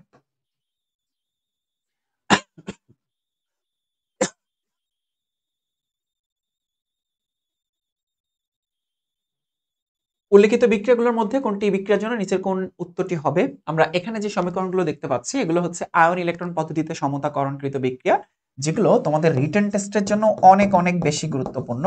রিটেন টেস্টের জন্য, হ্যাঁ, এমসিকিউ রিটেন দুইটার জন্য অনেক বেশি গুরুত্বপূর্ণ। এই জন্য এটা আমি তোমাদেরকে সলভ করে দিব না, এটা বাসায় বসে বসে তোমরা এইচডব্লিউ করবা। হ্যাঁ, কারণ এটা সলভ করতে গেলে যতগুলো কনসেপ্ট দরকার এক লাইনে সলভ করে দিলে সেটা কিন্তু তোমাদের মাথায় নাও ঢুকতে পারে। এগুলো প্রত্যেকটা স্টেপ বাই স্টেপ, জারণ অর্ধবিক্রিয়া, বিজারণ অর্ধবিক্রিয়া, ইলেকট্রন কাটাকাটি করার জন্য কত দ্বারা গুণ করতে হবে সেটা করবা। তারপর প্রয়োজনীয় সংখ্যক আয়ন সরবরাহ করে আমরা কিন্তু সমতাকৃত সমীকরণ বের করি। প্রত্যেকটা সমীকরণ ধরে ধরে তোমরা সলভ করবা। MnO4 মাইনাস আয়নে Mn এর জারণ সংখ্যা কত? Mn হচ্ছে x minus 8 is equal two minus 1, x is equal to plus 7। তাহলে আমাদের কারেক্ট অ্যান্সার হচ্ছে প্লাস 7। বেশ ইজি একটা প্রশ্ন। K2Cr2O7 O7, হ্যাঁ, ক্রোমিয়ামের জারণ সংখ্যা কত? দেখো এখানে হচ্ছে প্লাস 2, এখানে হচ্ছে মাইনাস 14, হ্যাঁ, তাহলে এখানে হবে প্লাস 12 ইজ ইকাল টু 0। তাহলে একটা ক্রোমিয়ামের জন্য হচ্ছে প্লাস 6, দুইটা ক্রোমিয়ামের জন্য হচ্ছে প্লাস 12, একটা ক্রোমিয়ামের জন্য অ্যাকচুয়ালি প্লাস 6। Al2SO4 সালফারের জারণ মান কত? তাহলে Al2 মানে হচ্ছে প্লাস 6, হ্যাঁ, প্লাস 3x, হ্যাঁ, মাইনাস 3 4 12, 12 দুগুণে 24, হ্যাঁ, কারণ হচ্ছে অক্সিজেন মাইনাস 2 আর আছে হচ্ছে 12টা is equal to 0। 3x minus 18 is equal to 0, অতএব x is equal to plus 6। তাহলে আমাদের দেখো উত্তর হচ্ছে প্লাস 6। মিথাইল অরেঞ্জের পিএইচ এর পরিসর মুখস্থ রাখতে পারো, এটা 3.1 থেকে 4.4। সো দেখো এই ধরনের প্রশ্ন মাঝে মধ্যে প্রিলিতে দিয়ে দিতে পারে, মুখস্থ টাইপের প্রশ্ন। So that's it. আমরা পরিমাণগত রসায়ন চ্যাপ্টারটি থেকে আসা বিগত বছরগুলোতে যে প্রশ্নগুলো এসেছে অধিকাংশ টাইপের প্রশ্নই কভার করার চেষ্টা করলাম। তো প্রথম থেকে শেষ পর্যন্ত সবগুলো যদি হাতে ধরে ধরে ক্যালকুলেশন করে করে শিখতে পারো, আশা করছি এই চ্যাপ্টার থেকে আসা যে কোনো প্রশ্ন তোমরা খুব ইজিলি সলভ করে ফেলতে পারবা। প্রত্যেকটা প্রশ্ন ট্রাই করবা যে বেসিকটা বুঝে সলভ করার, তাহলে দেখবা এই চ্যাপ্টার থেকে আসা প্রশ্ন অ্যান্সার করা তোমাদের খুব বেশি কঠিন মনে হচ্ছে না। এরপরেও কোনো প্রশ্ন সমস্যা থাকলে আমাকে জানাবে। আর পরবর্তী লেকচারের জন্য তোমাদের স্বাগতম জানাচ্ছি। আল্লাহ হাফিজ, আসসালামু আলাইকুম।